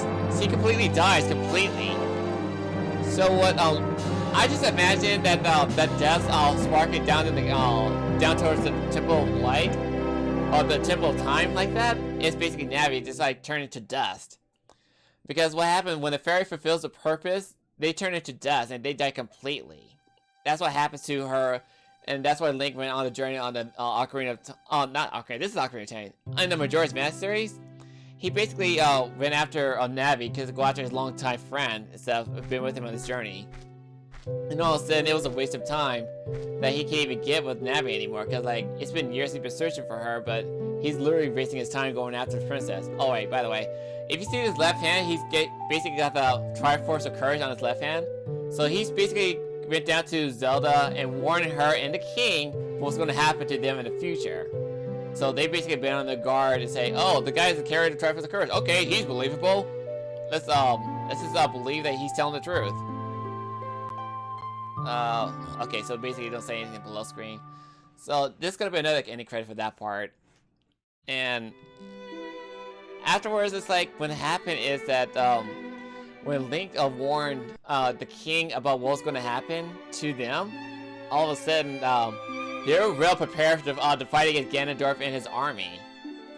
And then before you even know it, like after they defeated him, after the Gerudo race destroyed everything in Hyrule Field and shit, so they could claim territory of the Sacred Realm of the Triforce. Next thing you know, Ganondorf got himself captured and got himself executed by the sages, but apparently he didn't die. What happened is that after he received the Triforce of Power in his right hand, he basically executed one of the sages and stuff, and all of a sudden, what they thought was best was to send him back to the Twilight Realm, where he could never come back to the Realm of Life anymore. But all of a sudden, he found one of the Triley inhabitants to actually to manipulate to gain power over others, because he was wandering around throughout the years to say who could be my next puppet, and all of a sudden he used that his opportunity to go destroy Hyrule and such. So basically he made I forgot the guy's name though. I gotta play Twilight Princess to play that and to understand what's going on. Shit, I forgot his name. Zant! His name is Zant. That's his name. Zant became his next puppet to Ganondorf. You know, as a spirit Ganondorf. Like, he lives on as a spirit. And the next thing you know, he needs him to get him back to the Realm of Light so he can gain control of Hyrule. Man, Ganondorf is just an egotistic motherfucker, isn't he? He doesn't even hold back for his ego and stuff, right? So anyway, like, during that 100 years took place, it says the next descendant, that's gonna be his descendant, the Hero of Time descendant, is gonna be the Hero of Twilight. So that's basically what's gonna happen. Well, how it took place, well, what happened to that event is like during the War of Hyrule. It says the tragic war. Next thing you know, the Long Long Ranch has been destroyed when Link returned back as an adult. For one thing, people don't recognize him as a Hero of Time because that timeline has been erased completely, and he had to start over from the beginning of it. And afterwards, when he went back to any connection, the princess doesn't recognize him, doesn't want to talk to him anymore. And the only person who has a strong connection with is Malon. And then afterwards, he decided to make a baby with his Malon because she's the only sweetheart that he's ever to talk with. He have a chance with her. And then afterwards, in the future, that Link. Do I need to go do anything else? Okay, I'll talk more about that later on. Cause like basically, what happened is that Malon got with Link because like she lost her home at the Long Long Ranch and shit. And you could be seeing that at Breath of the Wild too, how fucked up it was. That Long Long Ranch is no longer there. You can be seeing that as a little cameo appearance there. But Long Long Ranch is completely destroyed by the war, and all of a sudden she became a refugees of the fucking castle. And then next thing you know, when Link came back, he was devastated to what's happened to what happened to Hyrule Castle and all that shit, and along with Hyrule Town. And in the end of it, that Link I wanted to communicate with Malon and such, and then he tried to get her to live with her in the forest down at where he grew up, the Kokiri forest. And then before you even know it, that Malon was like saying, "Oh, I don't want to go to the forest. Like I don't know, I'm not ready for that." So like, "Oh, come on now, baby. Like we can start a new life together and shit." Then next thing you know, when they Link wants to convince Malon to live with her in the forest, inside that forest itself, that they started rebuilding their home because like.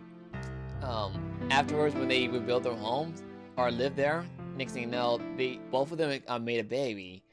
And then afterwards, when Link, the previous Hero of Time, went to the Hyrule Castle and such, he wanted to prove himself as a knight, because like he was once a Hero of Time, but people don't recognize him in that timeline. In the other timeline that took place in Remake, he's been recognized as a Hero of Time. And then all of a sudden, in that timeline, in the Majora's Mask event, he just wanted to prove himself as a knight, just how great he is and stuff as a knight. So that's why he decided to join up with the knight so he could gain the glory of honor. But all of a sudden, afterwards, he died in a war. And before you even know it, it's like the Link died in the war, and then next thing you know, you see the guy in the skeleton armor and in a helmet and shit. It's basically him as the ancestor or the descendant of the Hero of Twilight. That's gonna be that Link.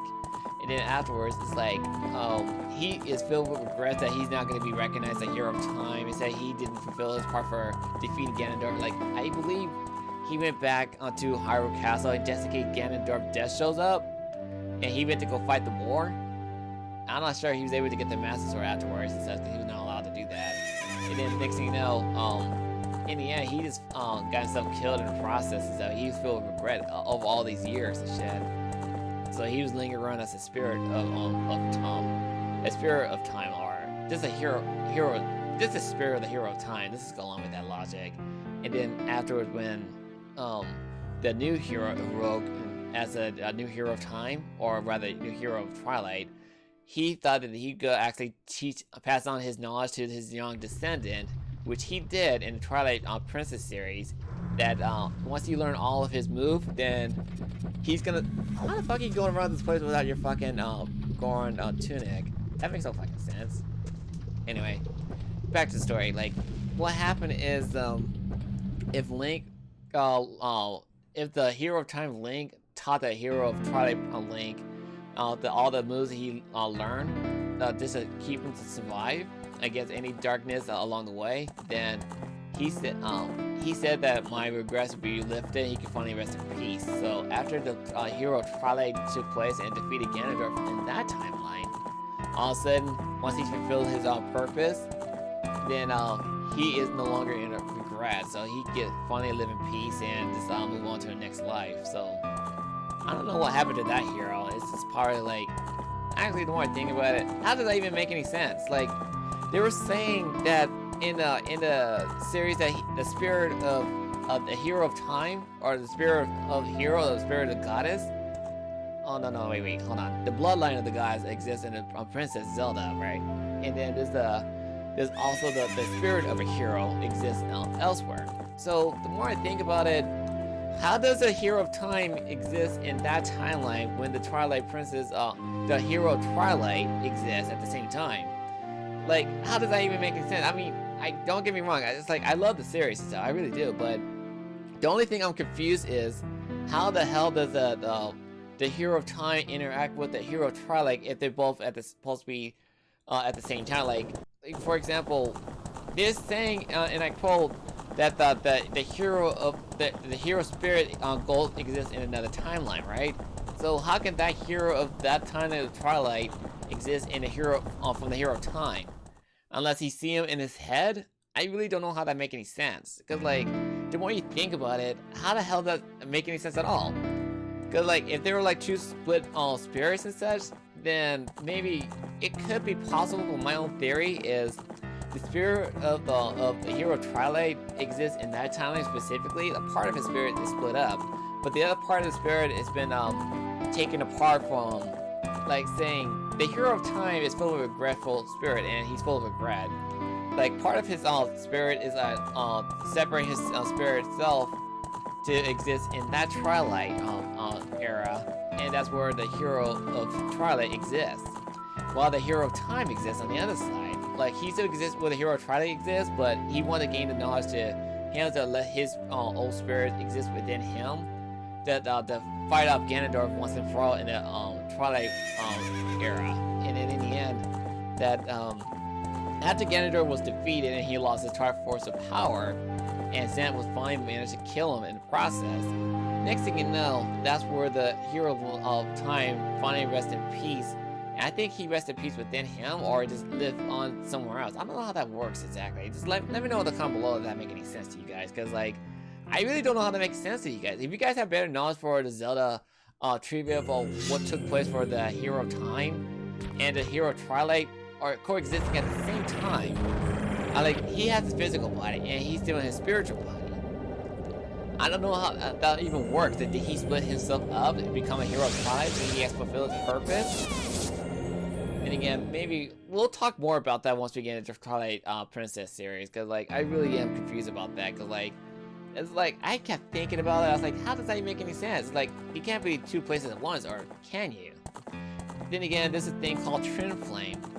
I don't know how that works exactly, because normally the term of twin flame is supposed to be someone identical to your soul, someone identical to your existence, your remnants and stuff. So basically, my guess is that the hero of Twilight is a twin flame of the hero of the hero of time. But then again, normally with twin flame usually means like someone who's gonna be a part of your life as your twin lover or such, you know?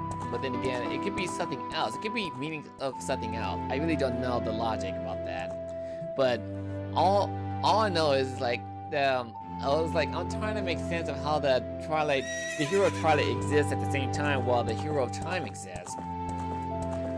Maybe my only theory I can think of personally is that the hero of Twilight exists in that timeline to start over to make a man.